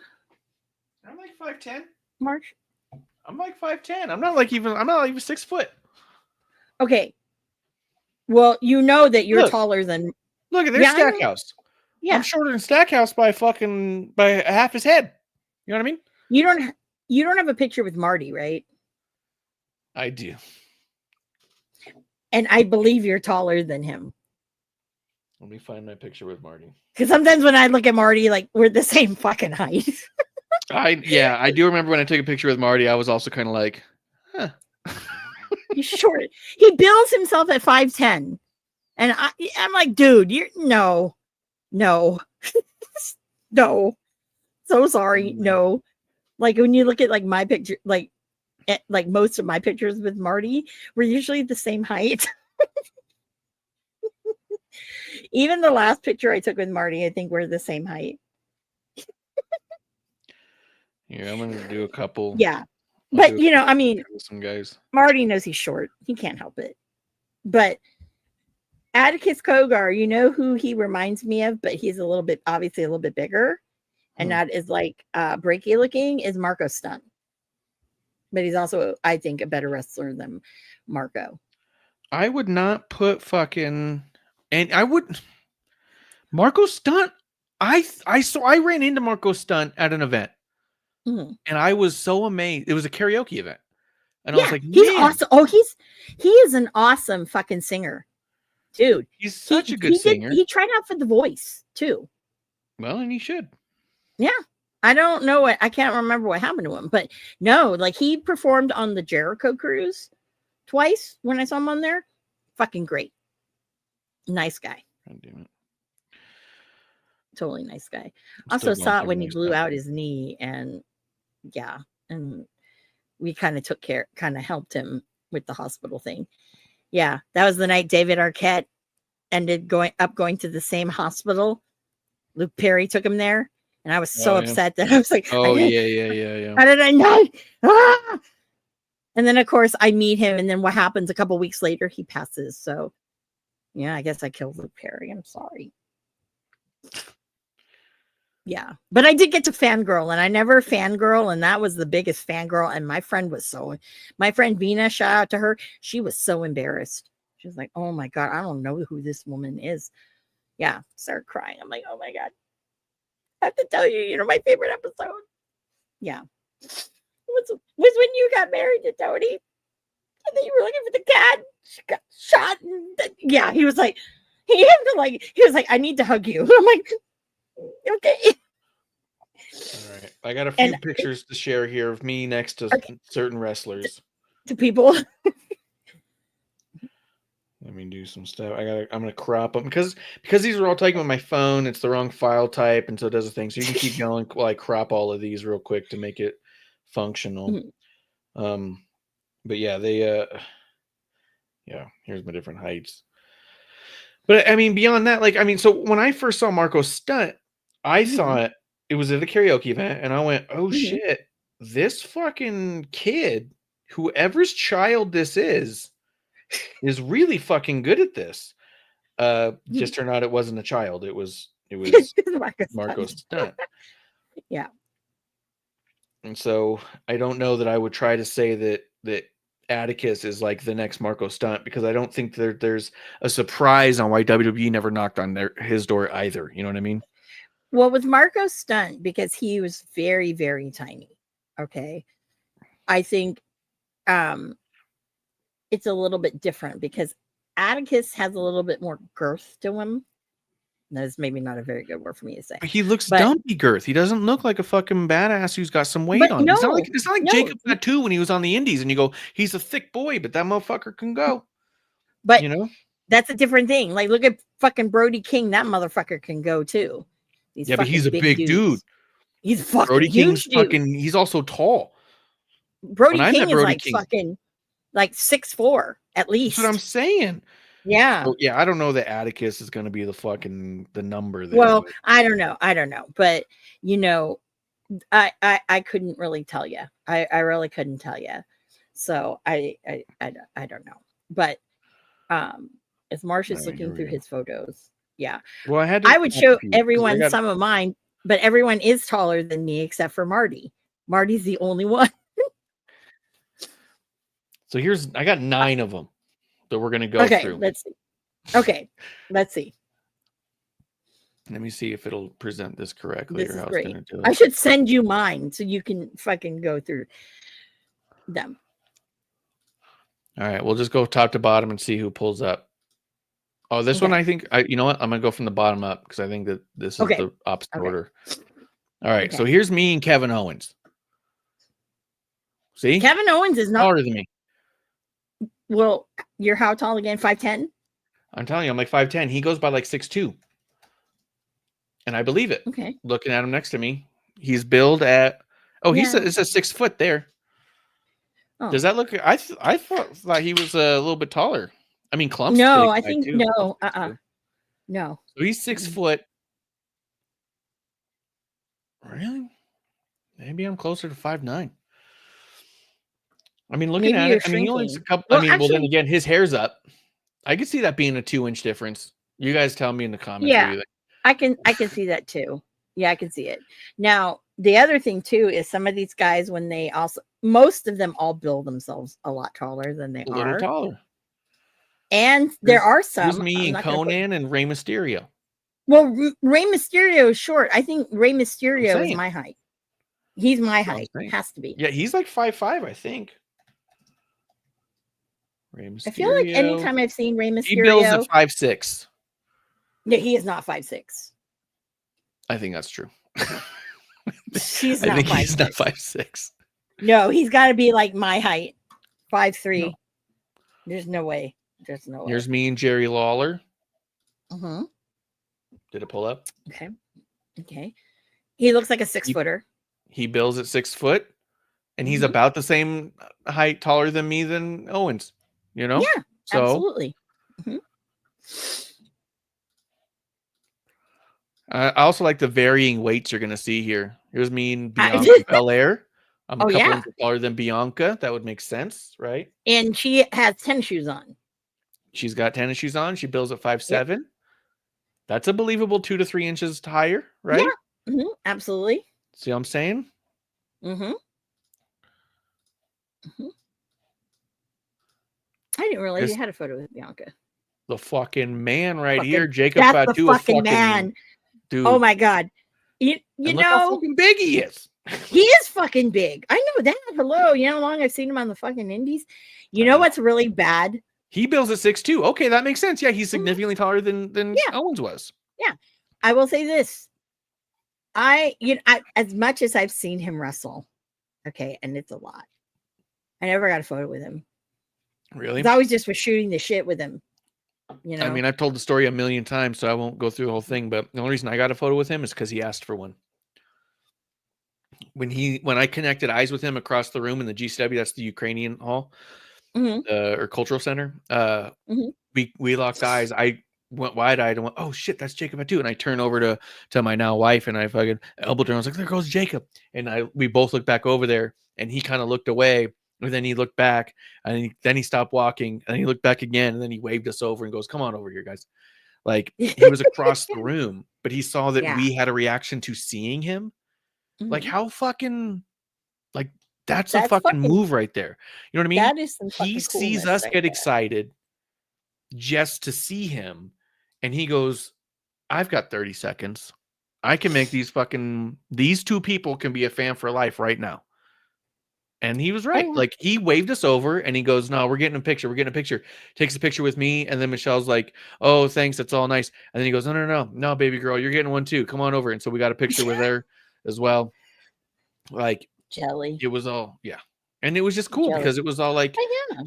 those guys, it's no surprise that he's one of the guys who made it through all the way, right? Because they know what it takes to make these lifelong fans. Here's me, Nick Cage, just about the same height.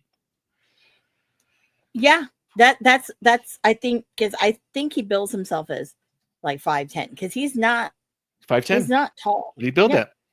Mm-hmm. He's built a 5'10", and that would make sense, right? So I'm telling you, I'm not full of shit here. Absolutely. Here's much heavier me with Cody Rhodes and Frank Kazarian. And Frankie. Cody builds himself. Probably the 6-footer. They say 6'2", and I believe it because he's significantly taller than Kevin Owens was above me. That's 4 more than Kevin Owens. Watch. We'll go back. Look. No. You think that's similar? No. It's similar. Yeah. It's similar. Kazarian, yes. My head's like up to his eyes. The top of my head's almost up to his eyes if he just straightened his head. And right here, my head's like in the middle of his forehead. I'm telling you, I think that 6'2" is legit. I don't know. Kazarian looks taller than Cody. Kazarian's much closer to the camera. Well, even then. Listening wise. I know, but remember, I have slant eyes, so get out of here. My depth perception either is deceiving me, or if you he bills at 6'1". Frankie bills at 6'1". Okay, see, they're about the same, but he just looks a smidge taller than Cody. That's all. But he's saying. Closer, and even in that picture, his head's lower than Cody's. I don't know. Everyone's taller than me, so I'm not a good judge when it comes to this shit. Here's me and Hammerstone. He's built at like 6. He has to be 6'2". Gotta be. 6'4". Okay, he's a liar. He's not 6'4". No, he's 6'2". No, Brody King is 6'4". 6'4". Yeah. No, there's no fucking way. You're not 6'4", dude. Like, we love you so much. Yeah, there's ones you can go bullshit. Right? That's one that's bad. The other one, my most favorite one that I see pop up from time to time is when anyone has a picture with Adam Cole. Because it's always all like, look, man, I'm 5'4" and I'm like 6 feet taller than him. Like, and then here's me with Marty. Really close to even there. No, you're not. You're taller than Marty. Bill's at 5'9". Yeah, a little bit. He is not 5'9". He is not 5'9". Okay, I will show you how I know he's not 5'9". But I was also close to like 300 right there. I was like 280 right there. 275, 280 is right around what I was right there. So I was also a big dude.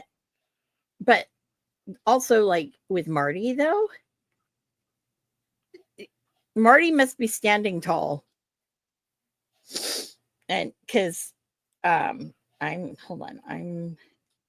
sending you. You didn't take a picture with Zach, did you? I did take one with Zach. Zach is tall. He's tall. Yeah. I'm a midget next to fucking ZSJ. Oh my God, I'm a horrible midget next to him. My God. Hold on. I'm sending you stuff. I know, but I got to do it differently for you. I can tell you when you show my picture with Zack Sabre Jr., you definitely can see that. I can tell you he's at least 6'3". At least. Where the fuck is? At least. Hold on. And then I have my. Oh, here we go.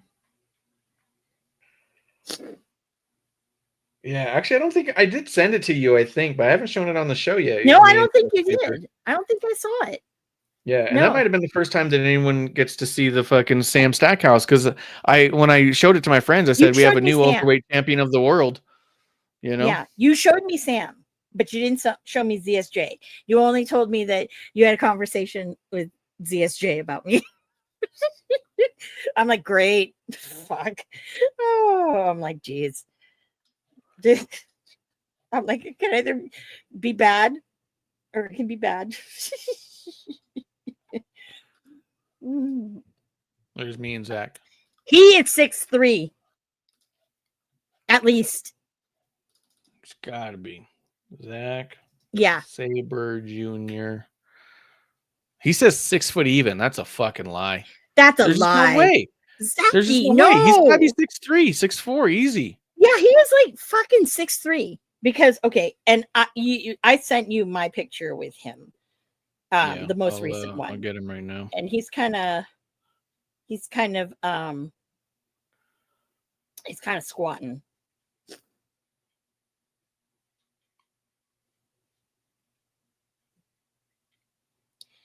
All right.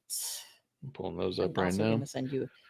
And then we'll get off the height kick and figure out what else. We only have enough time for another subject or two. Well, yeah, but I have one I'm sending you that will be a lead in. All right. Okay. There we go. I have a White Claw now too. Grape. So now I'm double fisting over here. There you go. All right. Okay. That's how much I'm back into the swing of things. Double fisting. Double fisting, and that's how we roll. That's how we roll over here. It was very. I will say this: in Las Vegas, I didn't really drink. And I want to tell you why. Okay, I was too fucking emotional. My bad. I was way too emotional. To be drinking at all? Alcohol. I think I had like one or two, but I was too emotional. And most people, and this is a fact, when I go to shows, I do not drink because I've seen people fucking act. Okay, now look at, he is at least, and he's bending down too. Okay, I'm like, you don't have to do that, dude. That is at least, he's 6. Okay, I'm 5'3". Okay, he's bending down, so he's got to be 6'3". Dude, he's got to be. You saw how much taller he was than me. That was crazy. And you saw me with all those other guys. That's what I'm saying. And he's bending down for me. I'm like, dude, you don't have to do that. Like, made me feel bad. Like, stupidest picture you sent. Joey Janela. Do you see him as a pirate? You're like, share this one. Are you sure? Are you sure? Oh my God, Joey Janela. There's one I sent you, and he's in the fucking with that hood slam. Hold on, we got this one next to go through some of the heights. Okay, now, all right, Marty. Okay, he's closer to the camera. Maybe I shouldn't have done this. This was from this time. Yeah, but he's like my height. I'm like any taller than him. Yeah, no, but normally, like Marty is like my height. Mm-hmm. But I don't know why he seemed tall. He seemed tall, but usually we're at the same height. Yeah, I joke with him. I'm like, you know, you're 5'4".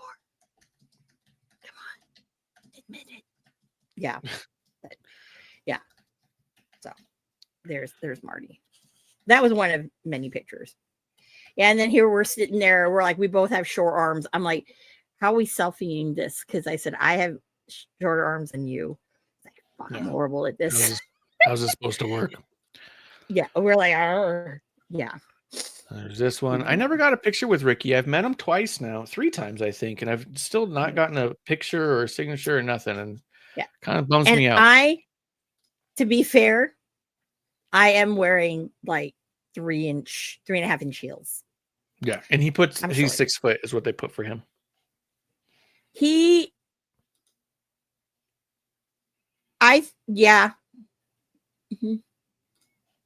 Mm-hmm. Yeah. He would be a little taller if he didn't have that big old ass. It brings his height down, weighs him down. Yeah, weighs him down a little. No, and there's Janelle. Janelle is not tall. No, he's 5'8". He's 5'8". So yeah. when I meet him, I Mhm. should get a picture to see that I'm a little bit taller than him. But also Janelle is Yeah. built. And that's what I'm saying about Cougar. I just don't buy that he's going to be brought in because he can do moves, but he doesn't look impressive at all. And I'm not saying that they couldn't bring him in and say, hey, dude, you got 6 months to put on fucking 10 pounds of muscle. They can do it. I feel like that's what they did with Jacob. I don't know what they told him or not, but that dude shed like 40 pounds and added 20 of muscle, and he got fucking, he's still thick, but Jesus. I think with Jacob, he was very hidden for a while. Yeah. They're saying, oh, he's injured. But I think with Jacob, that was always the biggest thing, was he wasn't in shape. Not only his criminal record, but he also was not in shape. So I think that was always Jacob's biggest thing. Honestly, I think that it was more the record than the shape. And I think that they saw an opportunity here to bring him in and set him apart from himself. Like, how often do you have that as an option where you can be like, not only can we bring you in, but what if we brought you in and even the people who know you are surprised by you, right? Like, you're not just coming in and being the guy who we all saw. You're coming in and being a dude who, oh, this guy's different immediately. The first time we saw him, my fucking text messages were blowing up with dudes who knew him and seen him on stuff. And they said, oh my God, he lost so much weight. And then we're like, yeah, but he still looks so fucking big. You know what I mean? Like, like Juicy Fanu. I want to see that dude do some bigger shit, but dude, he's lost weight. That's what I'm saying. He's lost a lot of weight, which I think could be really helpful for him. So we'll see. That's what I'm thinking. Like Sam, especially with everything going on. Okay, speaking of people, and this is my transition into this guy. And speaking of Jacob, so Ohana is about like 5'10". Yeah, that's 5'10". That's my Ohana. Yeah, I freaked out. So he hinted he was going there, and then he retired. Yeah, he's such a goofball. Like that's typical fucking Jeff Cobb, right? And I was like, oh, when he came out with Solo, holy fuck! All I know is that I'm curious to see where this is going to go. 1, 2, you people on the internet are stupid. They're like, oh, he's Samoan. And I'm like, no, he's not. He's fucking from Hawaii via Guam. What the fuck, people? I was wondering in what way they're tying him into the bloodline, because is he married in or anything like that? Is there actually a connection to him and them at all? No. The only one of anybody in WWE who you could have put in the bloodline is Bronson Reed, because he's really Samoan, you know? Yeah. But is he part of that Samoans? You know what I mean? Like that was always the deal with Samoa Joe, right? It's a different bloodline. Yeah, it's a different bloodline. Now, now you could have brought in Zilla or Hikuleo, but at the same time, Zilla right now is still way too green. Oh yeah, I'm not Hikuleo, saying yes. Yeah, I'm not saying because of the fact that you're bringing in best another for it, Tongan, yeah. So I do think, I do think that when they brought in Jeff Cobb, the look that Jacob has was very much like he did not expect Jeff Cobb, but it was very much like it was more than just I didn't expect you. He was off put. And he was like, what? You know what I mean? And it didn't like, so the fact that you're saying this, that he's Hawaiian and not actually part of the bloodline, I think feeds into that, because everyone's going, oh, how is he connected to the bloodline? But if you read Jacob's face, I think his whole face, now that you bring it up, is about how he's not connected with the bloodline. Like, he's like, I don't understand. Like, and then what did you, he's not our family. What are you bringing him in for? I mean, like that was the look he gave. He didn't say, but he just kind of looked at him like, this is the bloodline, dude. Like you just brought in this big dude from Japan, like that. This is family. This is about family. You know what I mean? So I think it actually feeds into it fucking amazingly, and I hope they do a good job of bringing it home. And keep going. And also, if you know, right? They've had some fucking epic matches in San Francisco that I've seen. Yeah, not surprised. And fuck, dudes like, can go. Ooze can go and fucking Jeff Cobb can go.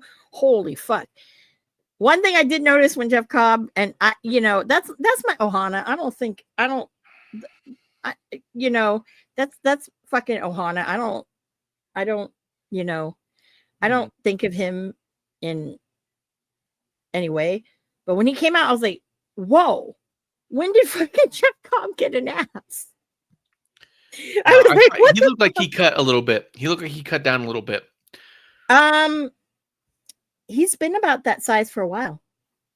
But I'm telling you, the way the shirt fit on him, it felt like it sunk more right in the middle. Like it looked to me like he put on a little weight, not in the bad way. Like I feel like that he toned a little. Like his muscles looked a little bigger, his stomach looked a little less.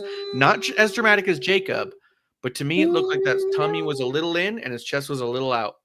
You know why? It's because like the singlets he wears, kind of, it doesn't like his body. It doesn't really show up. Now I will say, toward the end of his New Japan run, probably in the last like maybe 7-8 months or so. That's fair. I haven't seen him in a year. Okay, that's why. Yeah, he's been getting like that. So for me, it's like, okay, yeah, no big difference with it. Now, when you look at him, it's like, shit. Yeah. So I'm really interested to seeing where it's going because Jacob's still doing that. I don't know. I'm just as freaking puzzled as you guys, and I mean, again, those are two people who tell great stories. New Japan definitely did Cobb good because he got a lot more comfortable on the microphone. Hi, Ricochet. How are you? And not only just you're not liking what Ricochet's doing? You're not liking it? Ricochet. Oh, well, I have some tea, but I don't want to spill it now. I'll tell you. But all right. Yeah, no, I'm rude. What a bitch. Like I'm not sharing anything. No, because I should not. This won't come out. Like no, I don't want this shit. But I'll say that he's this is going to be a very good program. I'll laugh if he goes, I love you, Solo. I love you, Solo. I'm waiting for I hate you, Solo. I'm waiting for it. Oh, the I hate you Solo's going to fucking sting. That's a good call. I think it's coming. At him, because he'll fucking turn his head too. I hate you, Solo. You're like, fuck. And no more prayer hands. See, the prayer hands, I fucking love that because it was like, are you praying like God grant me the fucking strength not to kill a bitch? Is that what you're doing? Can you imagine he goes like this and he does it, and then the hands drop, and he just looks up and goes, I hate you, Solo. Fucking moves the fuck to dude, that was fucking crazy. And you know what? Fucking nuts. You know what? I bet you it's gonna happen and it'll happen that way. And then again, you and me, Marsh, we just fucking booked another fucking segment or a fucking match. Go ahead. Take it, Jacob. Anything you need. I love you, Jacob. Yeah, no, take it. And then you know what? Don't forget your homies and get us some seats for the fucking Royal Rumble in San Diego. They give me shitters. San Diego is fucking Survivor Series. But yeah, I'll go Survivor Series. San Diego. Sorry. Whatever. They're all the same almost. Yeah. Survivor Series. So yeah. So I'm all about that, because dude, that's gonna be sick.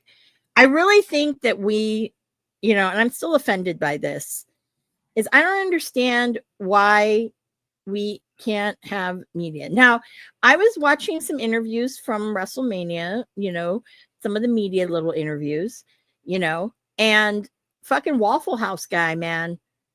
Why does he get to go around and fucking ask them about what's their Waffle House order when all we want to fucking do is ask him, hey, congratulations, champ, you retained. What's your drink? What's your celebratory drink? Or whatever. Like, yeah. We want those alcoholic questions. Because obviously AI knows us. Getting a lot of play and I don't like it. But yeah, I mean, at the same time, it is what it is. Well, there is now a quote unquote newer alcohol wrestling kind of thing. It's women wrestling wind down. They're Yeah, the there's ones some who wind down. created the They showed up about 2.5 years or so after we did. They've been around for a little while because we saw them when they came through, and they were friendly to us at first, and then I think they just got bigger than us and didn't care about us anymore, which is also fine. Well, honestly, at first, because that was the other thing. We were so long running. At this point, we still been running for like 5 years because you and Digi held it down for like a year for me while I figured out my whole fucking life, and but we started a long time ago. We started before COVID, and I joined during COVID. I believe during COVID, Yeah, because you and I met right before COVID because we met. We literally met at a fucking event that was leading into an event that got canceled because of COVID. So I still think I to can tell this you the day, January 24th, we met. Yeah, I can tell you to this day, it always makes me laugh that you thought that Dave and I were like good friends. Because Dave's the fucking coolest man on earth. Yeah. And he was just all like, hey, and he was all like, hey, you're my friend. So now he's my friend. And now we're all friends. And it was just all like, I guess everyone's known each other forever. And I'm the new one. And you're like, I've never seen him a day in my life. I'm like, I don't know who this guy is. And then when he's like, oh, yeah, I was that guy, the crying guy. I'm like, no shit. Oh my God. I knew that coming in. I was looking for Dave. He was the guy I was messaging. He was the only one I knew I was going to meet that weekend because I ran into him online, realized who he was, and messaged him. I was like, dude, you're the fucking man. I love everything about what you're up to. And then, I hit him up. We went to his hotel. He was showing me these old fucking titles he had from like AWA and shit. And we were watching old Memphis fucking Bockwinkel and Lawler videos in his hotel before the show. And then when we finally met up, he's like, hey, this is my good friend Amanda. And I was like, oh, she must have known him longer than me. But in my mind, I was like, I knew who he was. And I was like, this dude's fucking dope. I still message him from time to time, but we just don't. We're never in the same place at the same time anymore. We both want to hang out so bad, though. Yeah, I know. I'm like, I want to see Dave. It's been forever. Yeah, and it's funny because I was talking to him and it was great. And I don't know what the heck it was, but we were just having a great conversation. And that's how it kind of all started. So, yeah. And I'll burn the joke right now, but I was trying to get him on Medusa's podcast back in the day when she was doing the podcast with me. Her favorite TV show that she would tell me was Aqua Teen Hunger Force. And Aqua Teen Hunger Force, let me find the name for you, is created by Dave Willis. And I told her that I know Dave Wills. And I was like, what if I told you on the show as a gag, I brought in the creator of Aqua Teen Hunger Force just for you. And then he popped up and started just, you're still real to me, Deuce. You're real to me. And then we'd be like, all right, never mind. Wrong guy. Cut it. And just hang up on him. I talked to him about it. That would have been great. On board. He wanted to do it. She thought it was funny, and we just never got around to doing it before she moved in a different direction. But that was I wanted to get in that little fucking moment there too. Like he was just the man. He is the man, and honestly, like I think that was a great fun little time. And I will say this, okay? Obviously, had I rented a car, I don't think I would be here because I would not have been hanging with Marsh because I would have been fucking Ricky Stark's taxi. And he and I would have been like fucking running wild in Atlanta. That's a good point. That's a really good point. And I was riding around with Dave and he even got fucking, what's his name? Eddie Mansfield. He got Eddie Mansfield on the fucking phone. There was a while he was going to get Eddie Mansfield to come on this show and talk to us. And I was all like, okay, let's do it. And I was coming up with questions on it. Like, how do I talk to this guy and not be a dick? But how do I also not bring up the ththings he did that make people think he's a dick? Like, and then we ate at that one bar and like fucking Homicide in Kingston. We're over there. And like, Like, I was like, I'm waiting for Eddie to go, yo, Ma, what are you doing over there? So did you know Kingston? Did he know who you were? Because I was trying no, to I figure out met why you him. didn't get to go over there and meet them. You know what I mean? Because it was them and You all know, that. I don't and know him both of you guys like are like, that. oh, okay. I don't know him like that, but I've seen him at a lot of fucking shows and shit. He knows me because obviously fucking Colt Cabana and all that shit, Well, right? plus you're loud. And well, that's true. I mean, When you're at a lot of shows, He's you're loud. Kingston's loud. Like, and one of the first real recognize real. Yeah, the first time I met Janella, right? It was at AIW. It was the JT Lightning Memorial Tournament, a couple days long. That's when I first met Janella, and Janella was like, "Dude, like me and Colt, like, I don't know." That's when like Janella really kind of found out that like I'm I guess a trusted source. So whatever. But that's when I met Adam Cole. I have a picture with him. He's just a little taller than me, not much. Find it, because you're like what, 5'2"? No, I'm 5'3". Give me my goddamn inch back. God damn. No, I'll find it. I know I have it somewhere. Me, I feel you on that one. You know, come on. I even say I'm 5'3.5". And I like it when I wear my big shoes, because when I wear my big shoes, which everyone, the other crew was like, "Oh, you're in your hooker boots." That's what Digi calls them. I'm like, they're not hooker boots. I'm sorry. It's a fucking 4-inch platform boot. I'm sorry. I want to be tall. It's not the only people who wear boots. Like, what the fuck is that? Puss in Boots? I know. You know what I mean? I know. Like, Hooker in Boots isn't even a book.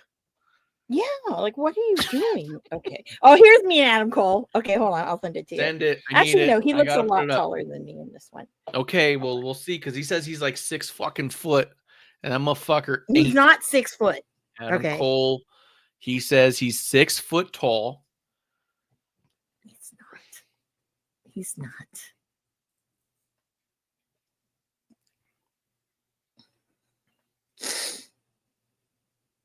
Oh, have I ever shown you me and fucking Nick Gage? Oh, I'm going to. We totally got derailed on this shit, guys. Got derailed. We're hitting the hot spots. Although, I'll be honest with you, I might try to come back later this week with Bishop, because I got a lot of fucking thoughts about this Becky Lynch heel turn. I got a lot of fucking thoughts about fucking Cena being a heel, not heel. I want to jump in on that, because you know what? You know me and the Michael Cole, dude. You know, I'm still fucking. Oh, you know, have you been watching NXT? No. Right. I have not been watching NXT. I have not. Okay. Because every Let time, me tell you, part of it's the Doctor Who complex I have. Everyone always says all the time, "This is the greatest fucking thing, greatest fucking show, greatest fucking everybody." And then I watch and I go, you know what? These guys are still learning, and you can tell. You know what I mean? Like, there's not, to me right now, as much talent on NXT that's ready for the main roster as I used to think was. Although I have one person I want to bring up to you specifically. Obviously, I think Ricky Saints is ready, but I have somebody I want to ask you about after we get through this height thing, because this picture just showed up. Fucking you and Adam Cole. You say you're 5'3.5". You're at the top of his eyes. He's saying that he's an extra 6 inches above you. No. Like more than 6 inches. Because if I'm 5'3", that would be 8 that and looks like a the half. same height difference between me and Fatu. Yeah. See, he's not that tall. He's not 6 feet. That's what I'm saying. How tall did we say Fatu was? 6'2". No, he was like 6'2". Yeah. And if I'm 5'10", it's like 4 inches. Oh, so that's close. Maybe. Yeah. I don't think he could be fucking, because I got a picture with a dude. I'm not going to share it, but I got a picture with a dude who's all like, he's like 5'8", 5'9", and he's like the same height as fucking Adam Cole. But I bet you when you're not looking, I bet you when right before they take the picture, he fucking stands on his toes. You know what I mean? I bet you he's standing there going like this, and then all of a sudden he's just like, yeah. Now, one person who I'm pretty sure is like 6'2", Juice Robinson, 6'2" at least. I can see that. Kiro's coming through. Hey, Kiro. This is a very interesting topic of conversation. People and their heights. Look Looking for Digi for. I swear. He Like, asking where Marv is, and he's asking about Digi. The question should be, where's Marv? Hey, you know, Kira, when the fucking boss comes around, yeah. Oh. Mm-hmm. Yeah, I move chairs, but it's okay. I don't care. We're right now talking about, if you didn't hear, we're talking about wrestlers' heights. And the shitty thing is, I could show you me and Gunther. That guy is fucking huge. I don't even come up to his shoulder. That's cool. Laugh. I haven't met fucking. Oh, he says enjoy your tickets, Amanda. He says he got your tickets. Thank you. For what? I'm For excited because LA. I'm going to Worlds Collide and I'm going to that'd be sick. MITB.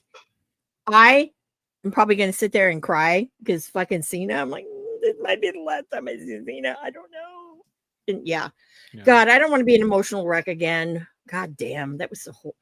And I've never been to an actual, like, okay, I'm this is how this is June someone 7th. I think is 6. Huh? June 7th.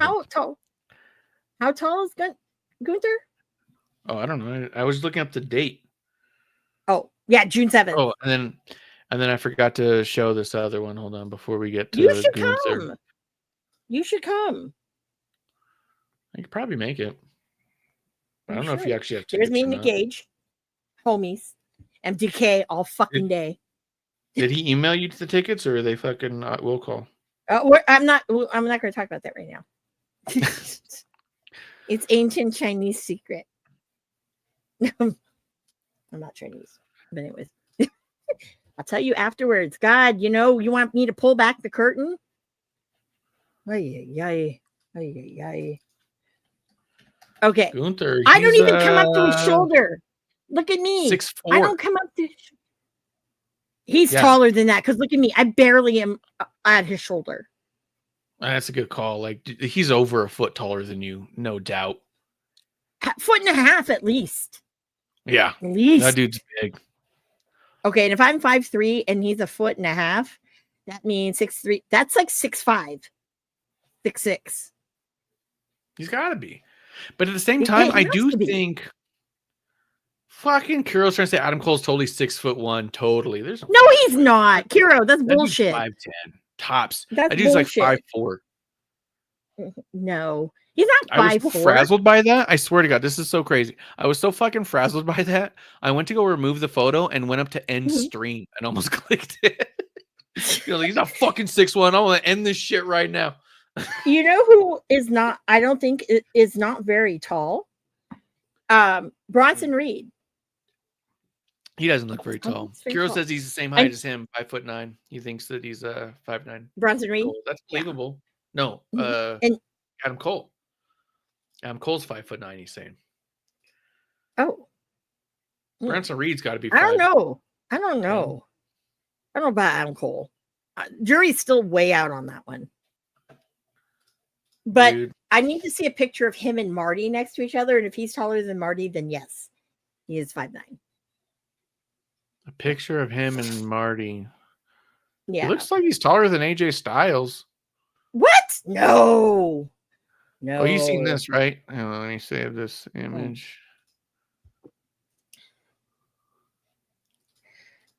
Let me see. What are you showing me? What are you showing me? This is one that should be easy for you to determine what's going on. Yeah. I got a lot of clicking to do. Cole is 100% 5'9" because I'm the exact same height. Jesus Christ, that man no. I think we are okay. Adam Cole, they're both billed at the same height of 6 foot tall. They're both billed at 6 foot. No. In what world? Yep. Both 6 foot. Okay. Both of them have a complex. One thinks he's fucking taller than the other, and then one thinks he's shorter. I bet you Zack Sabre Jr. is confused by his height by other people, and that's why he keeps short selling himself. because everyone's saying they're 6'2" and whatnot, and they're not. So he goes, well, I guess I must be 6 foot. Well, also You know what I look mean? at Zack Sabre Jr. then and look at Dick Sabre Jr. now. Okay. I'm like, damn. Relax. But he's getting skinny again. I'm like, no, go back. Go back to Thick Sabre Jr. His tights It's they're cute not to see. as clingy as they ought to be. Yeah. It's cute to see Zack Sabre Jr. with rolls. Anyway, sorry. Yeah. I'm not that kind of person, people. There's just things like I've been watching him wrestle for fucking a long time. Okay. I was watching him when he had that fucking bowl, like Oasis fucking Noel Gallagher, like fucking hair. Oh my God. When he was wrestling with Marty at the Leaders. Oh shit. God. I just realized, hold on. We have this picture of them. Let me go back. And then as I'm gonna ask you while they're doing this anyway. It's not like we fucking pull clips, so it doesn't matter anyways. So we got this one right here. Why the fuck is Wesley still in NXT? That's not Wesley. It's not him. I'm telling you. I'm talking about something else, but I'm gonna do the pictures here. Okay. Why? Because I was noticing Wesley is still in NXT, and I thought he must have got let go because what the fuck? No. Okay, look at that. If he's Man, cool. I miss those glasses. and then where was Saber? But I'm rocking Chanel now, so I've been marked again. So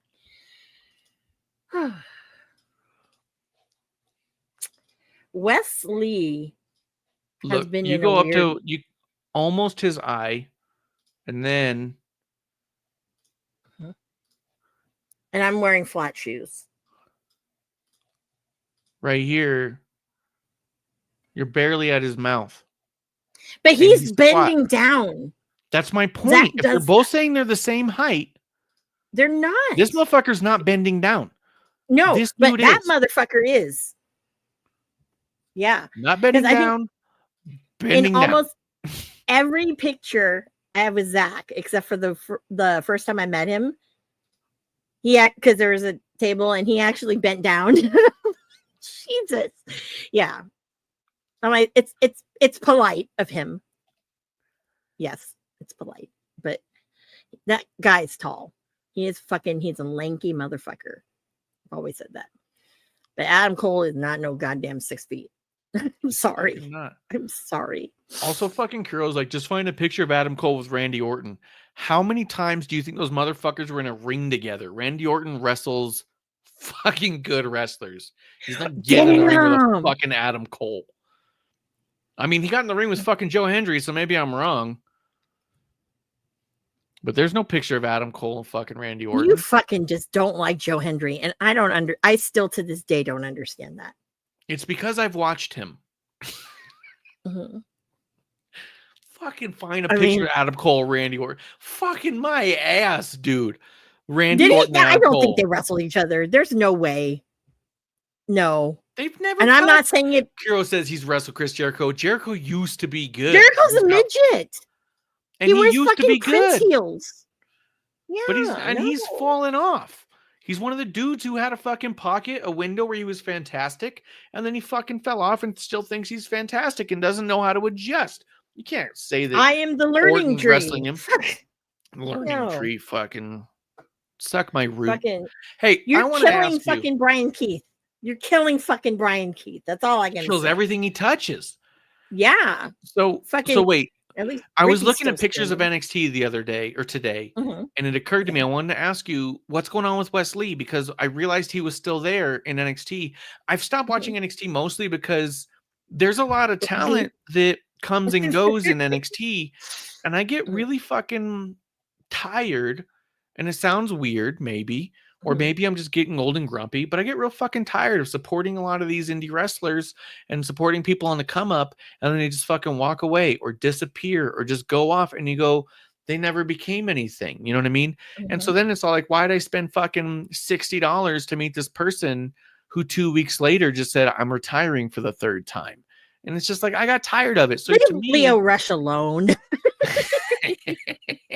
This is his best fucking post-retire, or the best like comeback from retirement. that he's had. Someone said I was an asshole for saying it, but you know what? It's gone on a long time. It's his best run he's had since, but I don't even like it. I'm also talking about Kylie Ray. I mean, the amount of times that I supported her and then she just walked away. And yeah, I get it. Take care of yourself, but at a certain point, I'll see you when I see you. I'm not. Her program not with Wendy Chu, though. Her program with Wendy Chu. You need to look at that. Wendy Kylie Chu Ray had a program with Wendy Chu. She has one right now. Yeah, that's fucking crazy. Evolve. In Evolve. Yeah. But so, I mean, I know she's on WWID, but I just go at a certain point, it's like, I just don't know. You know what I mean? Was it Evolve or was it ID? I don't know. It was good. Well, WWID there's so many goddamn shows. Films in Evolve. Like ID is a program, Evolve is the show. Yeah. Hero says Wesley's still in NXT so he can go hang around with his best friends in TNA. And I get that concept, but at a certain point, like he wouldn't stifle his own career, I can't imagine. Would they ever say, hey, dude, we got a spot for you on Raw, and him be like, nah, I'm good right here. Like, even Johnny Gargano wasn't that dumb, and Johnny Gargano would have been smart to stay in NXT because no one gives a fuck about him on the main roster. Why they gave him and Ciampa the fucking belts again? I'm like, oh my god, watching fucking Gargano is like fucking watching paint dry. Oh my god! At least when paint is drying, you're seeing something successful on the other end. The paint is drying, and that allows my wall to be the new color. And I can also move forward with a new color. With Gargano, the paint's not drying. It's just fucking curdling. It's just milk curdling. You know what I mean? You're watching milk curdle. You know what I mean? It's different. It's just as boring, but without the success on the other end. You know, Kuro says he has twice. And you know what? Part of me believes it. Like, I don't want to say I don't believe Kuro, but I could see someone like him being like, nah, because if I go there, I can't play with TNA guys, and that's where my buddy is. I do think they should just bring back Zach. Well, you know what? Zach was back for a little bit, and he's been coming back and forth. They just did the Battle Royal, and Zach was in it. Evolve guys. Yeah. And can you imagine they brought back MSK and they went to the fucking main roster and went gunning for the tag title? I know. That's what I'm like. Why? You know, just fucking do it. I mean, just do it again. Hell, fucking bring Trey Miguel along too. Sure. But they did have the program where, you know, this were the Rascals. And then then the MSK, you know. Yeah. But MSK again, all day. Although that's fucking Austin Theory's thing. And then you got you could have the Down Under versus MSK. You know what I mean? A-Town down. Oh wait, it was all day Austin? How the fuck did he do it? No, A-Town Down Under. Yeah, but he used to say something about being all day. Austin Theory. No, he doesn't. So they could have it back. I don't know. Austin Theory. I'm like the white Ricky Starks, as fucking someone said. Oh look, Jade met the white Ricky Starks over there when she came over. I don't remember who said that, but I laughed. Yeah, saying like, Zach is the white Ricky Starks. No, not Zach. Austin Theory. People always were saying that he's like the white Ricky Starks, and I'm like, no. I mean, I sort of see what they mean, but no, there's a lot of differences. Not at all. And everyone's like, oh, the peach. I go, no. Dude, you can't say Theory doesn't have a fucking body. Get out of here with that. He has a body, but I'm talking about the peach. You think he doesn't do squats? Theory squats. He does do squats. Yeah, no shit. Ricky, no shit. John Cena, all that heavy weight. That's why he had a fucking bubble butt. That's true. It's a different type of ass, though. Ricky's got that jiggle, and Austin Theory's got no jiggle. He does squat, yes, but he's got jiggle. He's got the jiggle, and there's no jiggle to Austin Theory's, but Cena's got no jiggle either. No, Cena had, as I put my hands up, it was squishy. But I respect, because the guy squatted is fucking, even though it's fucking hard as a rock, squishy. Yeah, that's pretty good. My fingers know. And you know what? It's been probably, to be quite honest with you, it's probably been at least when I did that, it was probably like 20. Jesus. It was probably like 20. It was the early 2000s, 202, 205 kind of area. I think it's more like 206, 207. Yeah. Yeah, 20. Yeah, 06, 07. Mm-hmm. Yeah. Kira's in the And chat. I still remember how it feels. I think about it every day. I won't let myself forget. Yeah, no. When you know you do something bad, you. He's mentioned Miles Bourne just out of nowhere, and then he also said, "F the people making fun of Miles Bourne." Oh, okay. So Miles Who's Bourne. making fun of him? I heard that all I hear about Miles Bourne is that he's Randy Orton's son. He looks like $1 million, and he's dating Stephanie Becour. What else you got to know? Yeah, The that guy's the fucking man. Oh, and I heard he's deaf. Stephanie. But I didn't know that he was Randy's son. Yeah, he's Randy Orton's son. I did not know that. Look at his face right now. Now that you've heard it, go look up a picture of him and look at his fucking face, and then you're gonna think you're a dumbass for not seeing it. Because I'm telling you, once you see it, it's just so fucking there. People are mocking him for how he talks. Shit. You're right. This one photo I'm looking at. Ridiculous. Oh, yeah. Right? All of a sudden you go, oh shit, of course. And the fucking tattoo. Yeah. Yeah. All of a sudden you go, he can't be anyone else's son. Nope. I hear you, Kiro. Yeah. I'm sure people are. I don't know where, or I assume Twitter. But the only people who are children. Like no fully mentally adult person would make fun of a deaf person for having the deaf accent. That's just part of the thing. You know what I mean? We have all heard it. We all know it. We've all experienced it. We've all known someone who talked that way. Anyone who's fucking making fun of him is a child or a troll or maybe even a bot. I just don't think any actual adult does that. And maybe I'm being hopeful. But I would agree with you. Fuck anybody who's making fun of a dude for being deaf. Like, well, do you know? Does he have the cochlear implant? Because that would be huge. I don't know, Kira. Does he have the implant? But he cut a really good promo this week, and I was very impressed. But you see, that's how much like I've been like fucking not watching NXT because I didn't know that was the name. I didn't know. I don't know. I might be saying fuck Bourne. He showed up on TNA Impact in July 11, 2024 to assist Charlie Dempsey defeat the rascal Zachary Wentz. I don't know. I mean, I get it. Him and Dempsey, they're the new legacy, right? But don't be fucking coming for Zachary Wentz, man. Dude, honestly, like... Oh, he has 35% of hearing, so he wouldn't need the implant. That's what he's saying. Okay. That makes sense. Okay. Yeah. But I think it was great. Like, I think that, it's awesome in a way that it's very DE&I. It is because when have you really seen, because most of the time when you see someone who has a disability, it's like a Zach Gowen, Oh, yeah. Or hard to ignore. Why am I fucking blanking on his name?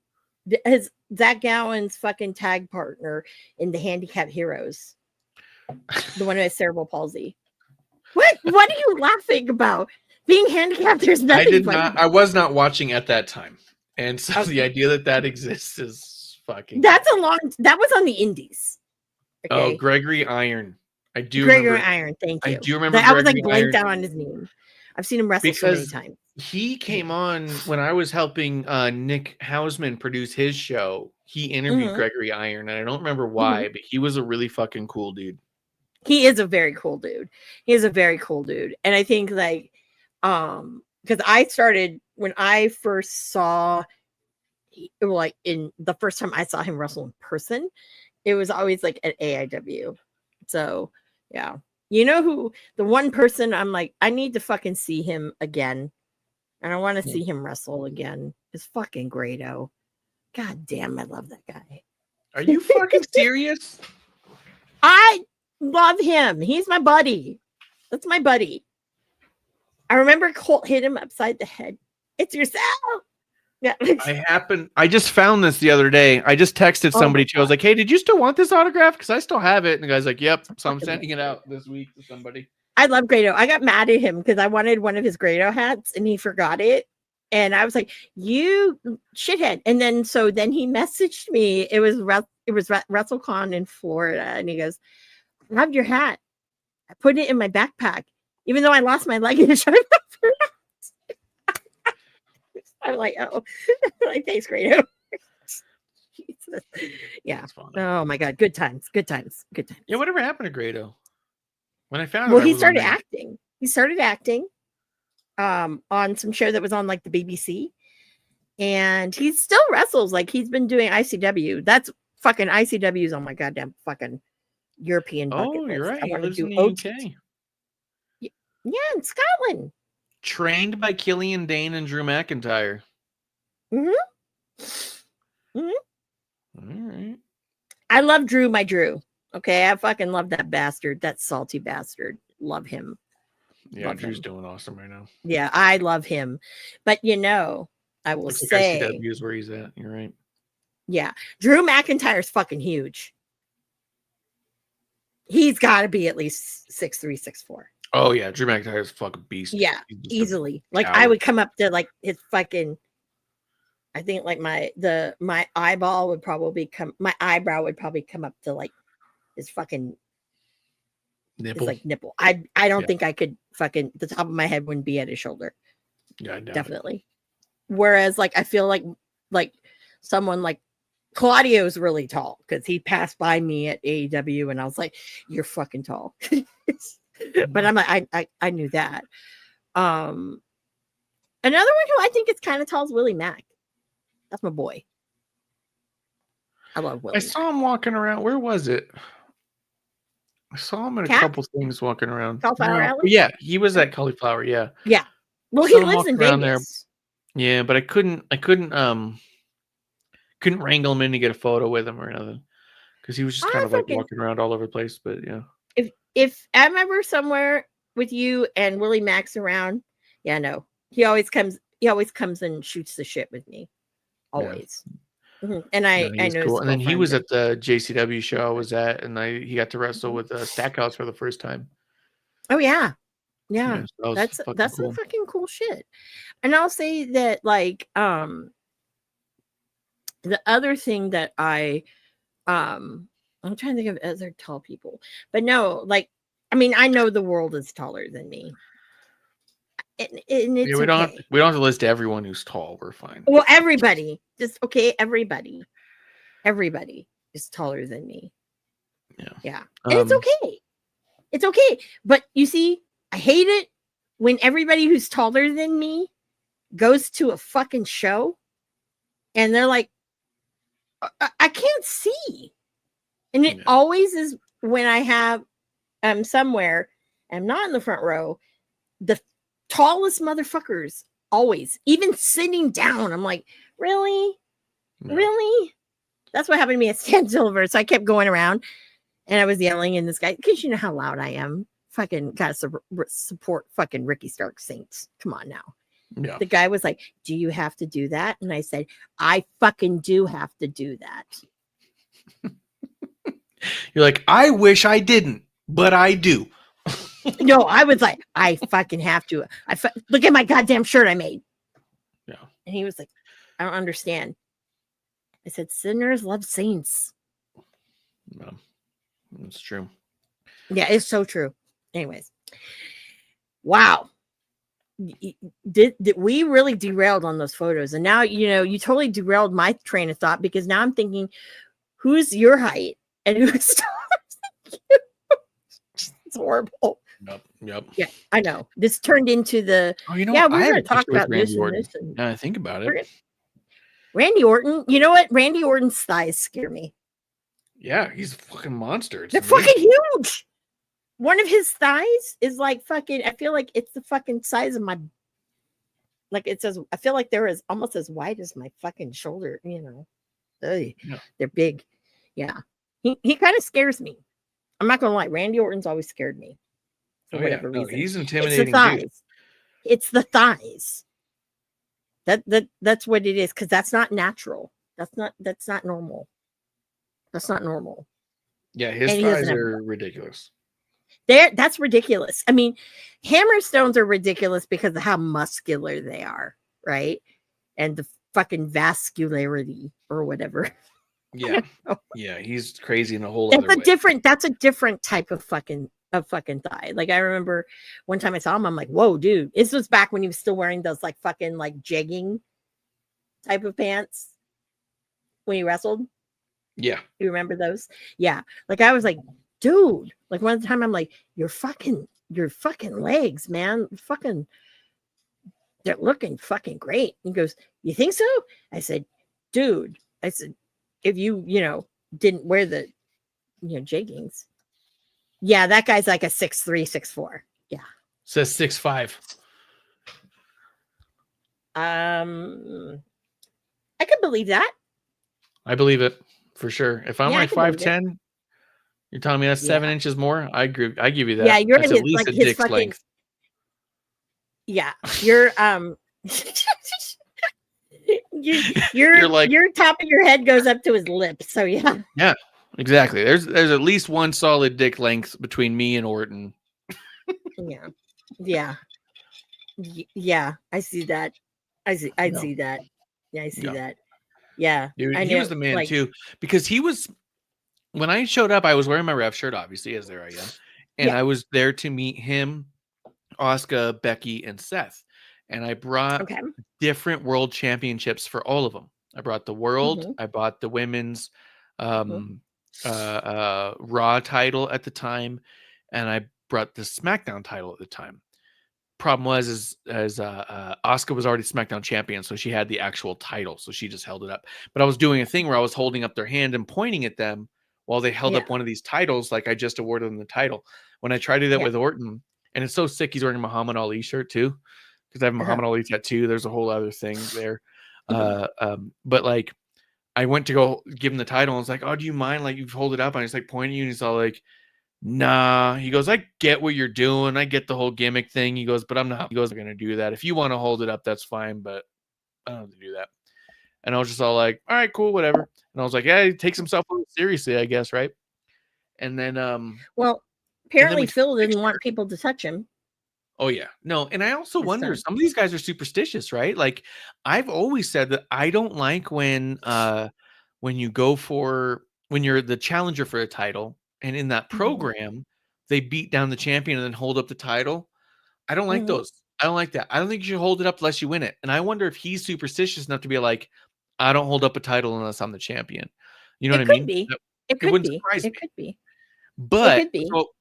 so after the photo, I start to walk away, and he stopped. He goes, "Hey man, I just want you to know." And he's like, "I really appreciate you coming out and meeting me." He goes, "I realize you spend a lot of your hard-earned money just to be at something like that, and that doesn't fall short Yeah. on me." He goes, "I get it, and I Mhm. think it's really cool." And he goes, I really appreciate it." And I was like, "Thanks, man. I Yeah. appreciate that." Because like, yeah, there was that little bit where it's all like, "Oh, he's taking himself a little seriously," and then he was kind of like, "I don't want this guy to think that I'm like, fuck that guy." You know what I mean? Like, So I'm a dick. Yeah. yeah. Yeah, which is cool. I respect that. Mad respect. Yeah, Whereas he didn't have to fucking give me that Phil, extra moment. Yeah. yeah, Yeah, it was still Phil, fun. apparently, he was like, no, no, I know there were someone who spent rules. several $100s to meet him and Mhm. was in a group chat, and he was talking about how cool everyone was, and then he laughed at how shitty CM Punk was to him. What He was happened? like, he said something to Punk. "Oh, Uh-huh. hey man, XYZ, this, that, and the other thing."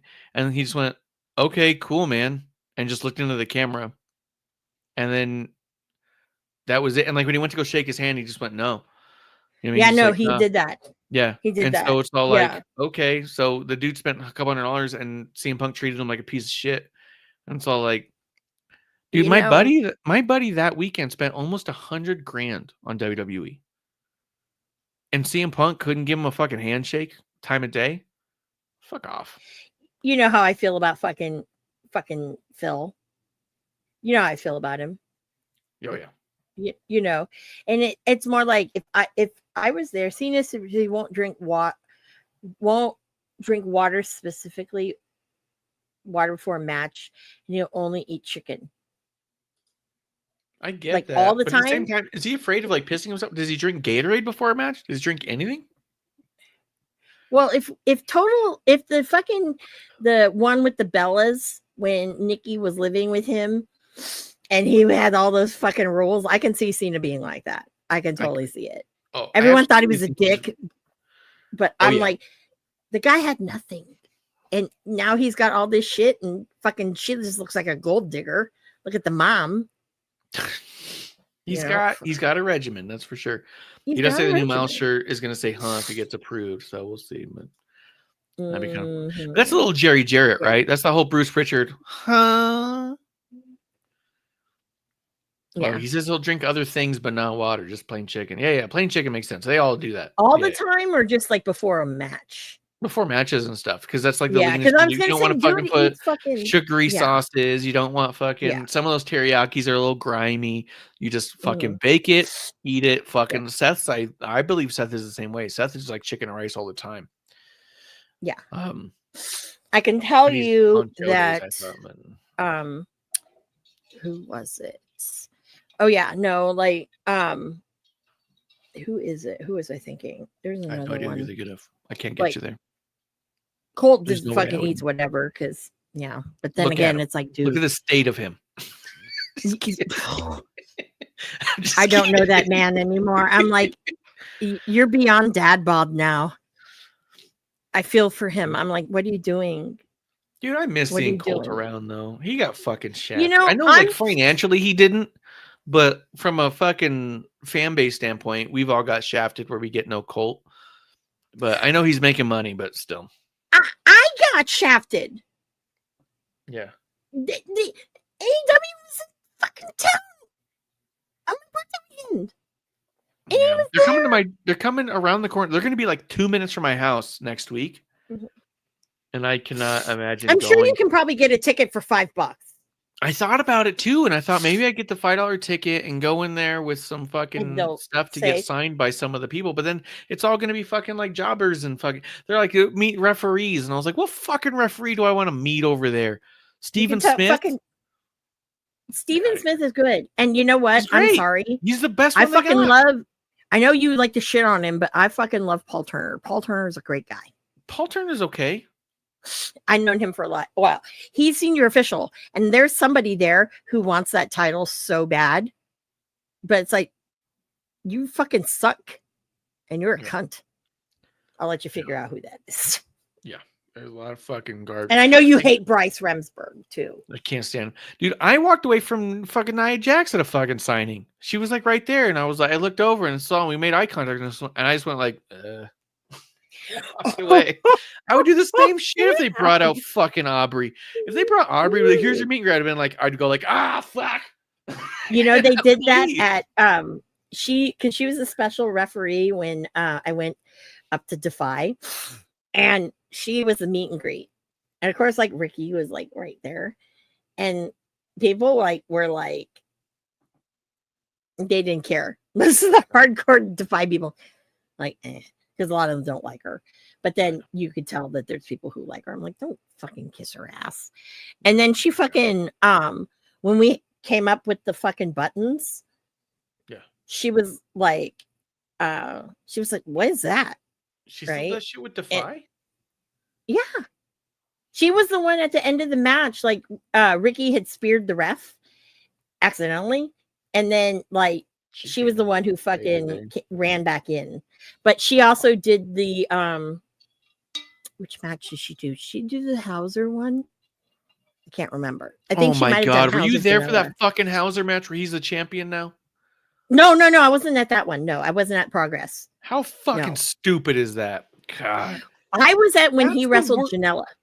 I was at that one at Defy because that was the 100th when Tell Ricky me, fucking won. And do 2 days you later, think fucking Hauser is any good my- in the ring?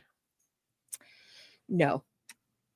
That's my point. As And I'll tell you anything why. he's done that doesn't look like fucking Make-A-Wish, and I hate Well, that shit. He don't bought wanna his way in.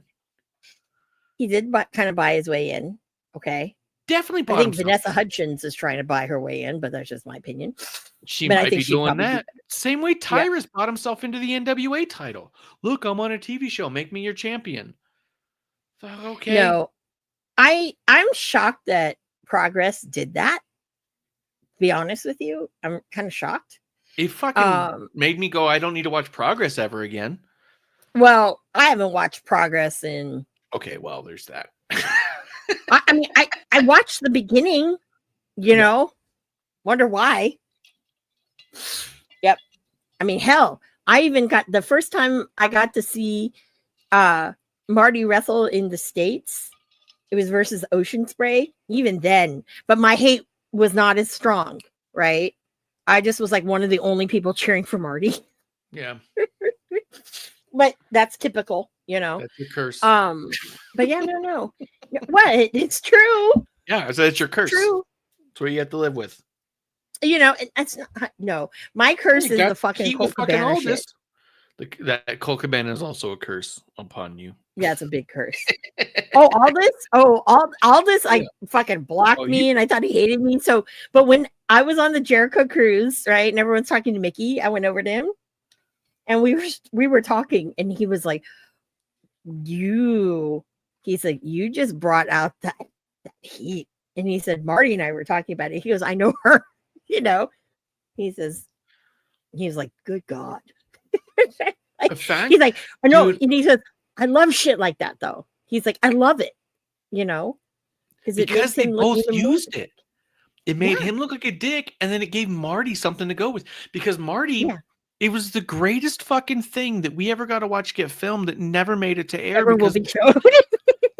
At the same point, to me, I think the greatest casualty of all of COVID was the Crockett Cup of 2020. Yeah, because that was going to be fucking amazing. And then the way that Nick Aldis was like, "Shut up." To you need to stop, right? And you were about to fucking yell, and I was like, "Dude, don't fucking refereed right there." I was like, look, you looked at me, and I looked at you, I was like, just look at me, just Amanda, you and me. This doesn't even exist right now. Just fucking look at me. Don't look over there. So he tells you to shut up, and then he does his thing, and then afterwards, fucking Marty's all like, look, she loves me, but that guy probably hates me. This guy's been talking about you the whole time. He goes, I'm not going to win them all. He goes, but I'm going to win that one. And I might get that one. And he was able to turn it in this big baby face thing where it's all like, you talk shit to one of my fans, so I'm going to give a little love to that fan. And then I'll talk shit to one of your fans, right? Like, and it would actually worked out so fucking beautifully. I remember like being choked up and like, this is you were like, oh, and I'm sitting there like, that was fucking great. Yeah. I need to go to that match. And you know what? And I had gotten a front row ticket. I was all excited. And I did ask Marty, I said, if that match had happened, would you have won the belt? And he said, yes. And I said, I knew it. And he said, because then Nick was going to go to Ring of Honor. Mm-hmm. That was the plan. And he says, you know, I cannot write myself getting a belt. He's like, are you kidding me? He said, I'm not like that. He says, no way. So that's where his big thing, big thing double-edged sword. Dusty wrote himself getting a title. A lot of people talk shit, but he was also the most over babyface in the territory. So it's a double-edged thing. Yeah. Some people do it fucking nefariously. Some people do it for the right reasons. And that's all it comes down to. Nick would have gotten a belt. I don't know which one, but he would have gotten a belt. That's what Mark had told me. Probably the pure belt, I bet you. He would have tried to make that something. I think so. I think that's why Marty brought part of that. I think Nick, that was part of the plan. And I think that was one of the best things. Yeah, that's one of the best things that he was doing at Ring of Honor. Because honestly, when you look back at it, that stands out and people forget that. And you know, I'm like, that title would not be around had it not been for Marty resurrecting it. Yeah I do wonder what he's up to. I know he's doing little things here and there, but it would be nice. I know what he's up to. It'd be nice to have a conversation with him at some point. And just if you had come to Vegas If I could have afforded it. If you notice, I got a new background. I got bad lighting. It's all going to be changed up. I'm going to get better lighting and more background. Look at you. Look at my lighting. I'm sorry that I'm like, of everybody right now, I'm sorry that I'm like the most professional. And this is me who we're talking about. Out of here.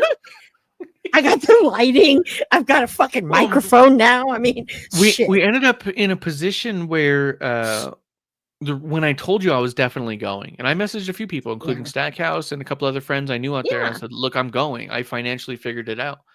Well, it was only about 2 weeks later that the previous apartment complex we were at did a lot of contractually shady things in a short period of time.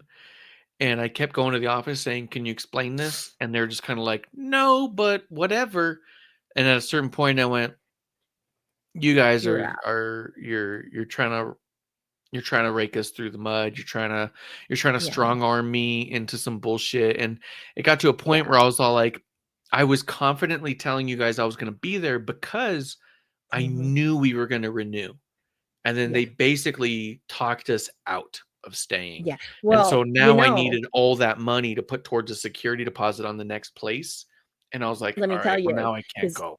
I wasn't gonna charge you for the hotel, but that hotel room was fucking huge at the Palms. I know place. that. I mean, I still tried to figure it out because I knew. Sofa. Yeah. Because I knew you had my back, I was still trying to figure out. But between gas and mileage and days off and stuff, because I'm not 6 hours away anymore. I'm 14 now. Yeah. So it would have been a long fucking day to drive, fucking 15 hours, because I always stop for an hour for lunch. Yep. I always have an hour because of bathrooms and lunch, right? If it was going to be a fucking 14-hour, 15-hour drive, I was like, that's going to be brutal. And it was going to be a lot of gas money. It was going to be a lot of food money because you can't go there and not fucking eat, right? Well, although there was one, the first time I went to CAC, I brought 4 bottles of booze, fucking peanut butter jelly and bread. And every day I fucking made peanut butter and jelly, poured my own drinks, and went down. And then I'd go back to my room, do it again. I had a fridge and microwave, and I had a fucking burner, a 2-thing burner. I could have. And there were pots. See, I could have made you fucking tacos. I cooked. See, I know, right? That's why I was like, dude, this is what, and it was cheaper than staying in the Palms. You know me, because I'm in the business. I look for that shit and stuff. I was a cook for years. I could have gone and made you breakfast and lunches that you would have loved. Yeah, and I will tell you this too. And I got a fucking $25 food credit. I dim sum the first night. It was great. Cool. But I don't want to say the highlight. I mean, okay. You know how high I am on like Gabe Kidd now. Fucking love that guy. Who the fuck is Gabe Kidd? And then we'll wrap it up after this Gabe Kidd story. Oh yeah. I don't know no. Gabe Kidd, from New Japan. Like when I saw him wrestle in January this year when they were in San Jose, I was sold. And he wrestled Ishii. Oh no. Oh, it was fucking brutal. It was he aligned himself with John Moxley. What are you doing? What? It says 3 hours ago, Gabe Kidd has aligned himself with AEW World Champion John Moxley. Watch AEW Dynamite live on TBS MX. No. Tonight, Gabe Kidd showed up and is now partnered with Moxley.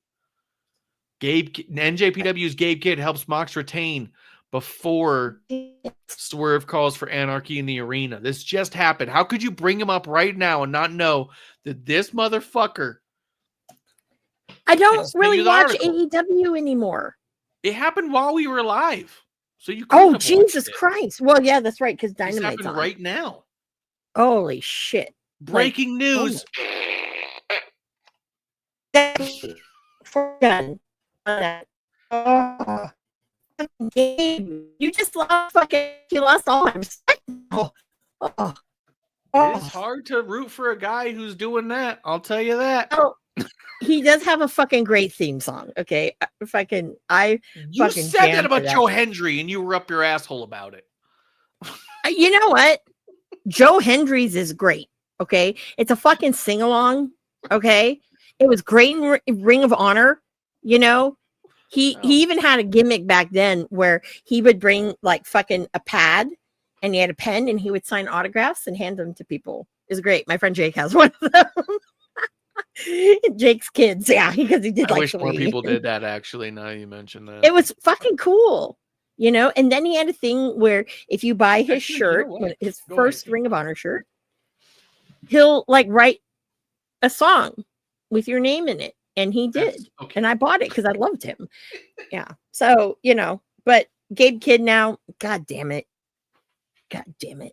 But yes, I sacrificed during collective / mania thing.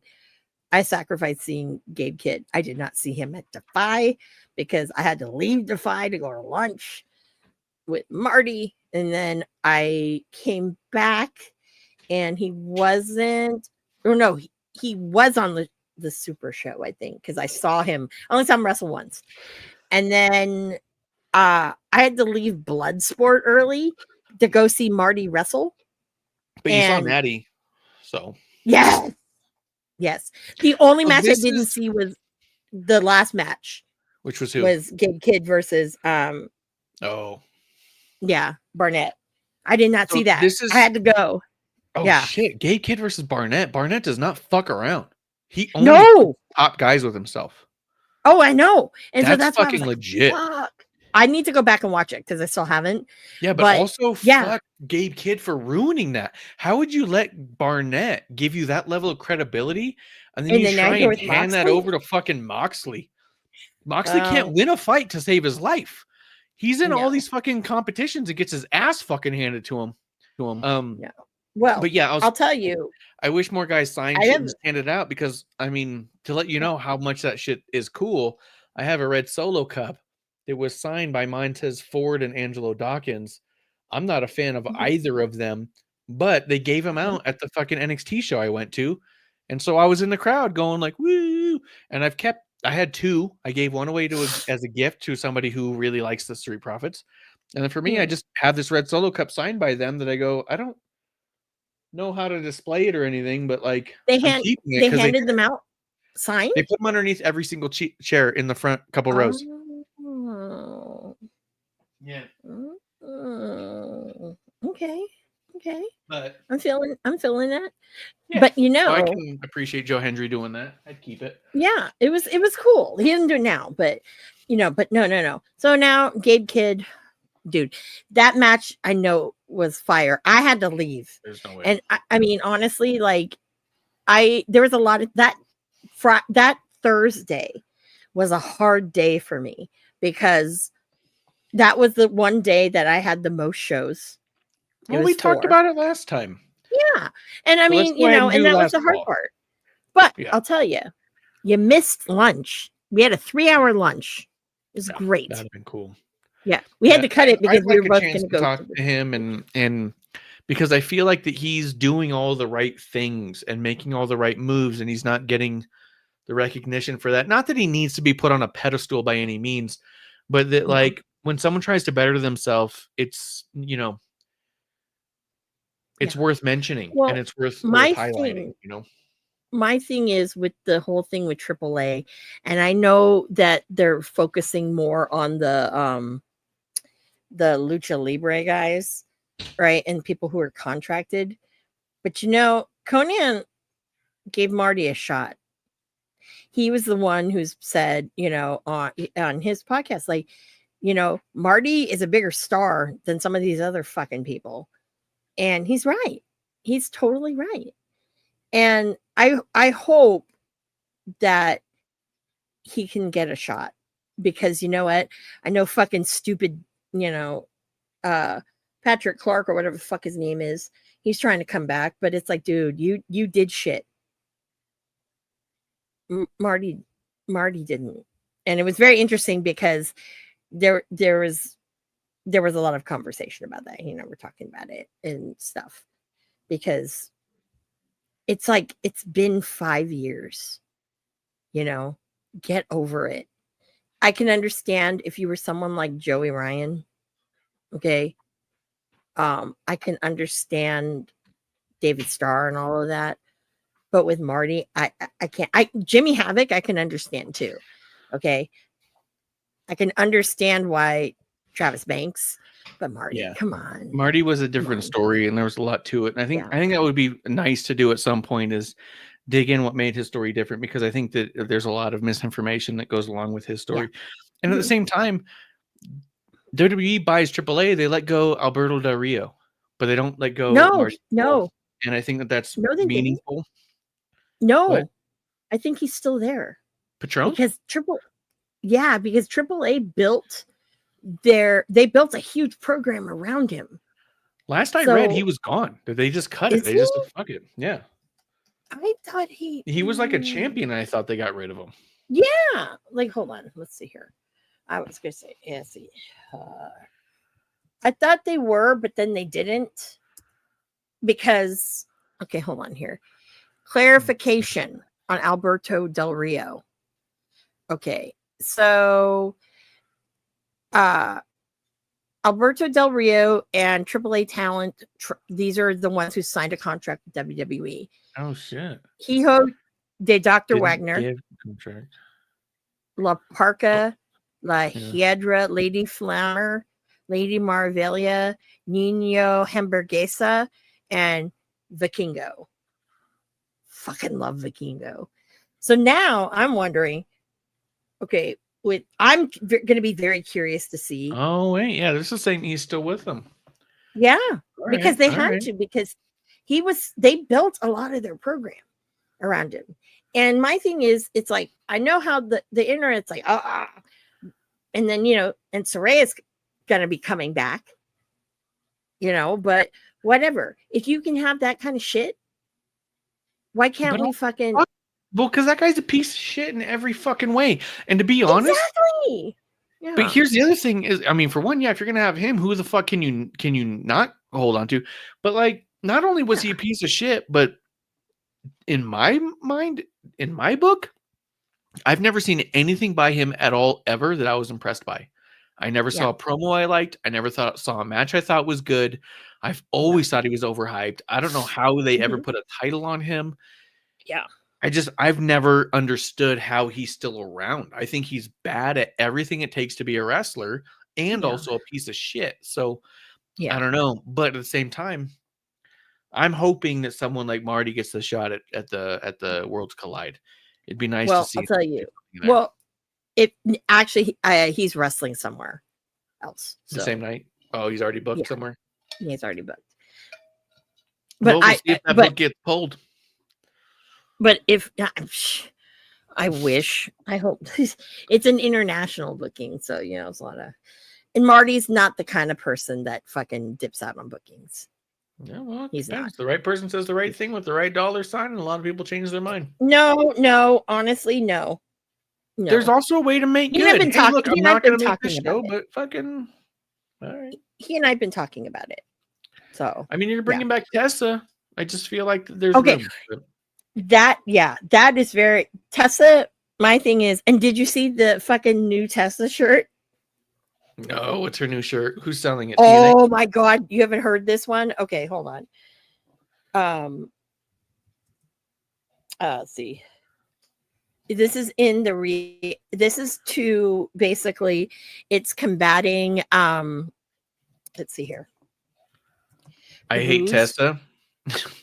Yeah, I hate Tessa. And then people are like, oh, they should say, I'm a racist. Or I hate whatever. Tessa. I'm like, is so good. You know what it reminds me of? It reminds me of the fucking Jim Cornette made a bunch of like fuck Jim Cornette t-shirts and sold a shitload of them. Yeah. Oh, look, the new Joe Henry shirt. I believed. Yeah, I should buy that. I did. I have since Ring of Honor. I'm not gonna fucking lie. But no, like, I think it's great that, she's back. Willis did see them in LA, and he said that she was shaken.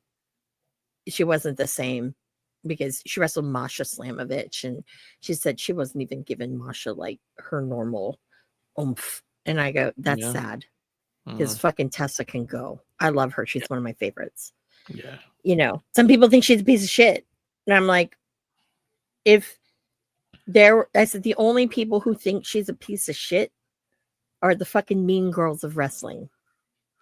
And we all know who I'm talking about. Yeah, and the fucking IWC who just believes whatever they're told to believe. Yeah. Mm-hmm. Mm-hmm. This is how we all feel today, folks. Right? Fuck off. But yeah. And now you guys were like, oh, free Ricky Starks. And now you're like, oh, this fucking Ricky Saints guy is awful. Oh, this is bad. TNA just released a brand new DVD. This is under their new items. The best of Eli Drake. Salt. Salt. You know what I was waiting for? I was versus waiting Drew for the Galloway fucking... versus Kurt Angle versus Eddie Edwards, EC3. That's the fucking it's hilarious. But you know, Johnny Impact, Scott Steiner against LAX. That's funny. Abyss. The best, I think, is I was waiting for the fucking shoes of a champion when he won the fucking belt. I know. When he got there, I was also kind of like, come on. Do it. It was like Let's the fucking do best. it. It was like one of the best fucking promos ever. Granted, he was kind of drunk, but I mean, but still, it fucking was. It was great. The beauty of it, though, was how organic it was. The fact that he goes, "You see these shoes? Shoes of a champion. Shoes of a champion. You see this jacket? Shoes of a champion. Of a champion. You see? Wait, did I just say shoes of a champion? Shoes of a champion? Yeah. And Marquez is sitting there like, just like trying not to crack up. Yeah. And be like serious. I love Marquez. But yeah, no, I mean, that was the best, you know. That was like some of the best. And it's more like, man, I still have that shoes of a champion t-shirt. Oh, sure. I have it. Yeah. That's right. Where it's his jacket with a bottle of champagne. Oh yeah, that's right. That's right. Man, those things were great. I would, you know what? Now that I'm thinking about it, going back to Aldous and Marty and that whole thing with NWA, imagine if that shit had come out. I bet you there'd be some kind of fucking merch that would have had to do with that fucking promo. Oh, for sure. That whole thing about, yeah, you know, that, you know, she might be my, you know, my fan, and that guy might not like me, but like, you know, that whole thing. That, yeah. I wish that we can go in the vault and see that, because that was just great. That was. I know, and they never put it out, so I can't even fucking dig it up because everything got canceled. It just makes me sad because I'm like, I was so looking forward to that. So looking forward to that. Because why? Right before the Crockett Cup, it was Ring of Honor anniversary in Vegas. I got into Vegas, and that's when they canceled the show. Had I not known, and I told Marty this, I said, I wish I would have fucking known, because I wouldn't have flown to Vegas or stayed home. But that would have been that was going to be like the one before, so there'd have been a lot of fireworks with fucking the whole thing, and yeah, but the world will never see that, and I think that was some beautiful shit. Yeah. And even fucking Aldous, when I talked to him, he just was like, he said that was just like beautiful.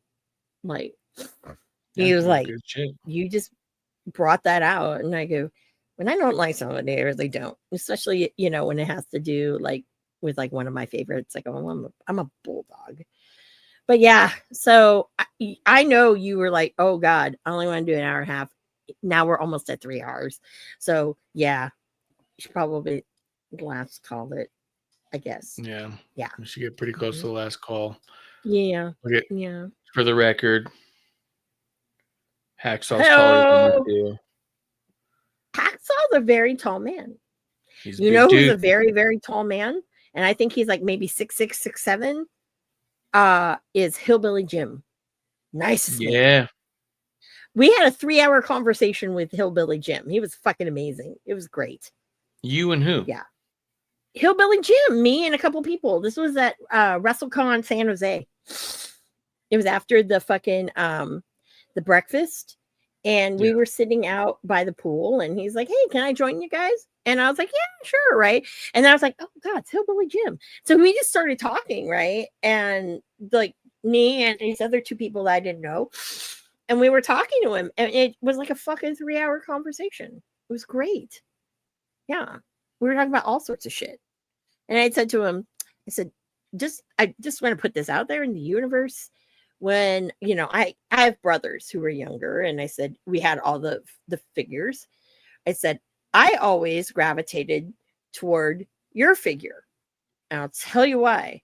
It's because you just look so happy to be there. That's true. You know, it's very positive. And that's why, like, for me, I was like, you were one of my favorites because of that.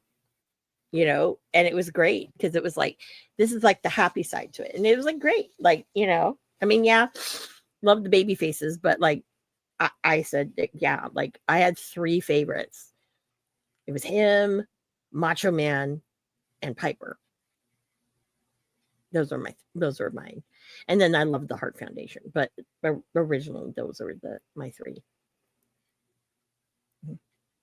Yeah. But yeah. I mean, well, yeah, Hillbilly Jim's figures were always all goofy, smiley, and it was so funny. Yeah, I love them. have a And picture of me in LA Knight that I cannot fucking find right now, and it's driving me fucking mental. I don't even have a photo with fucking LA Knight as Eli Drake or whatever. It's okay. I'm like, it's all good. Like, I mean, I would see, you know, a lot of people like I don't have a photo with, and I'm like, damn, like I really don't have a photo with this person, but I've seen them forever. Yeah. Like even fucking Brian Keith, I don't have a photo with him, but I've had fucking conversations with the man and all sorts of shit. Like, yeah, I'm really. No, it's just that we were talking about it. I was gonna show it, and then I was like, "What the fuck happened?" Like, wait, when did you take? Did you take that at NWA? Yeah.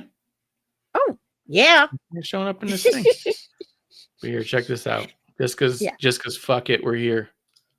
Okay, this was the picture show. Cameraman, make sure you get this. You see these shoes on my feet here? Go ahead and get down and get them. These right here are the shoes of a champion. This jacket right here, shoes of a champion. So I got to tell you. I love how he... Did I say shoes of a champion?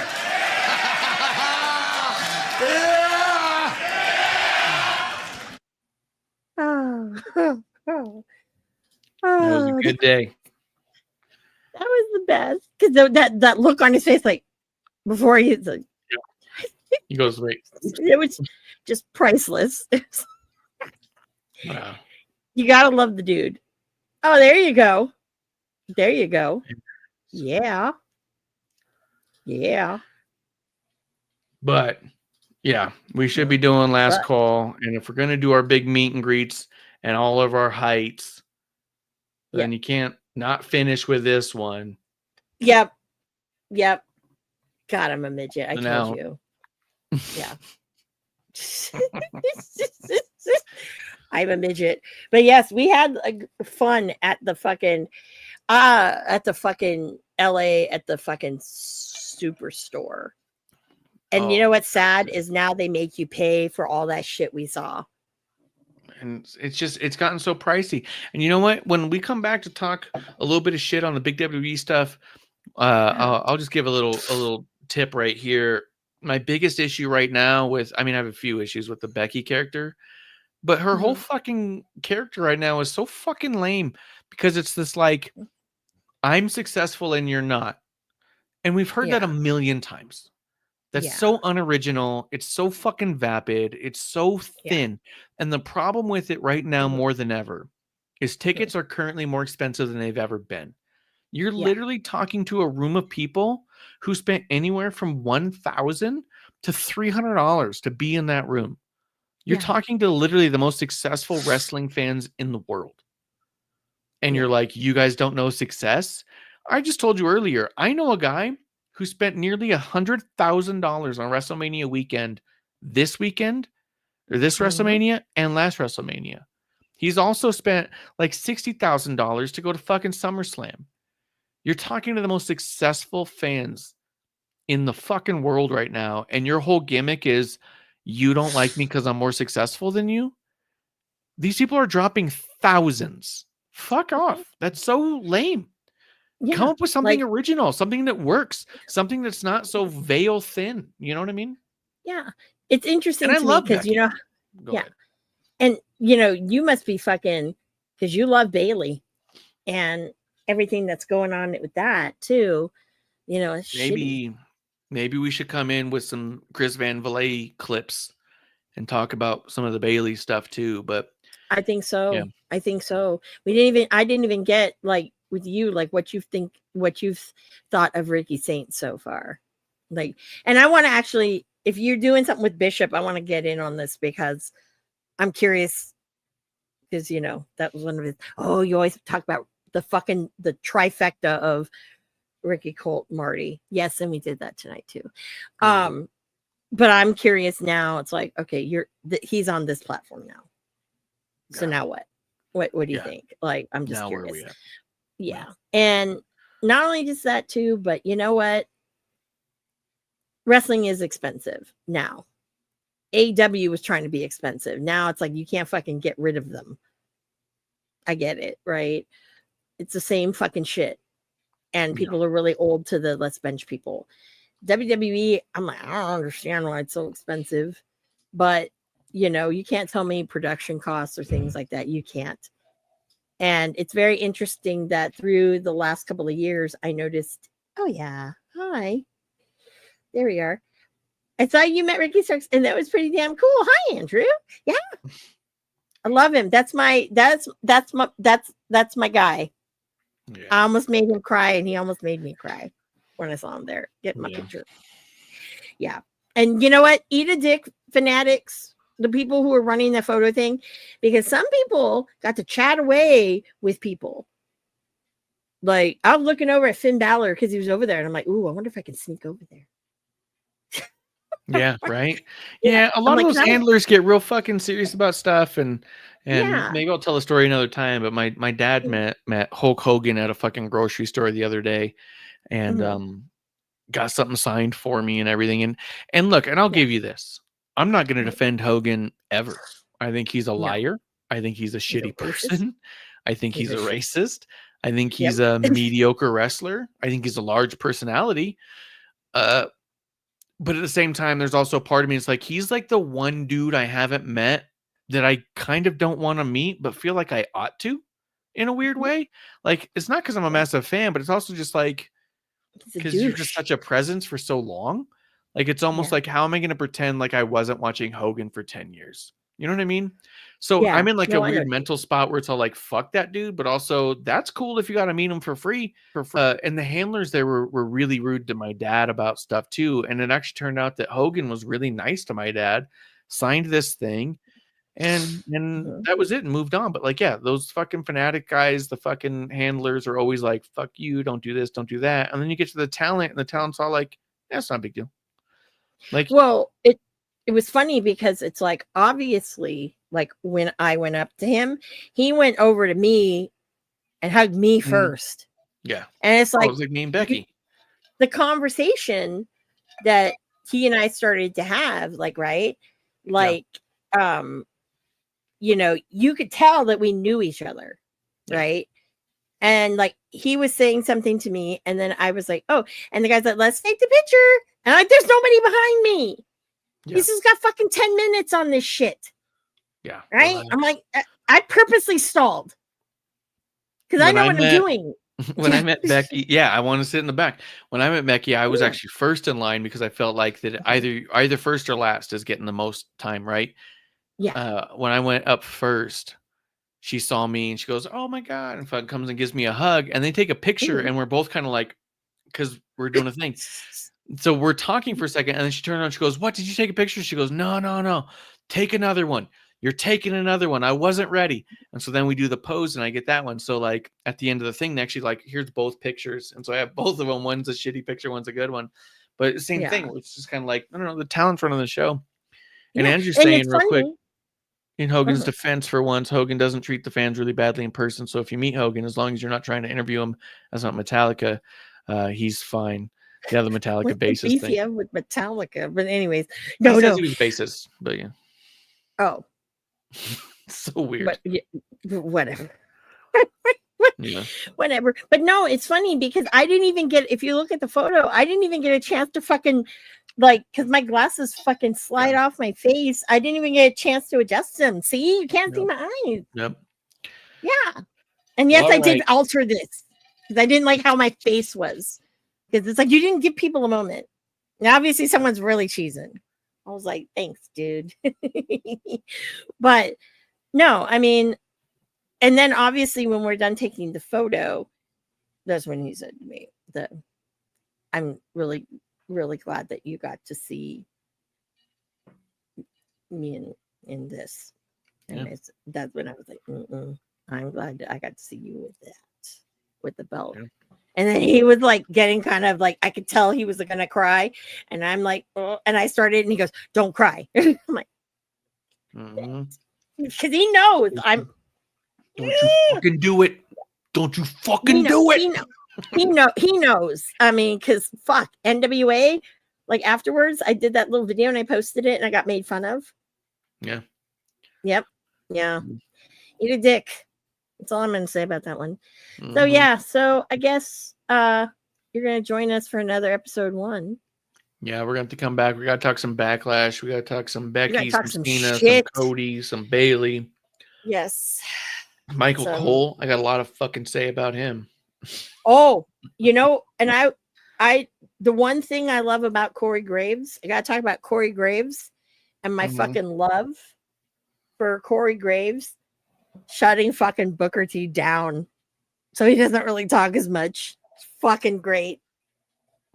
It's almost like that was fucking Corey's purpose, and I love it. That's funny.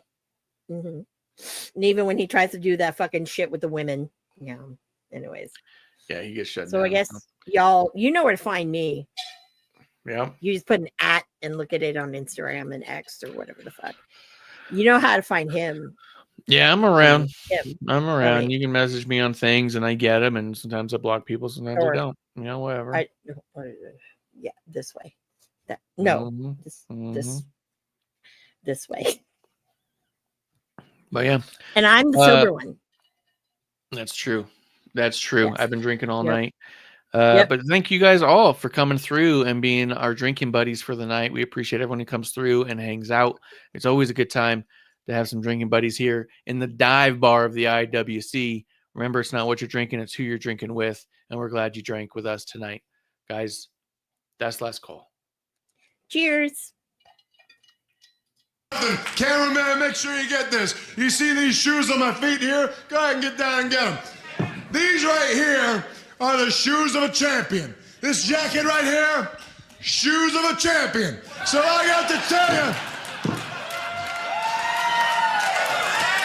Wait, did I say shoes of a champion? Yeah!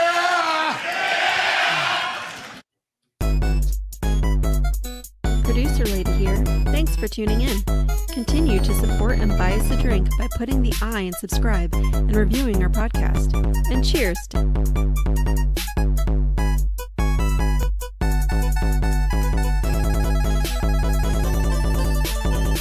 I would never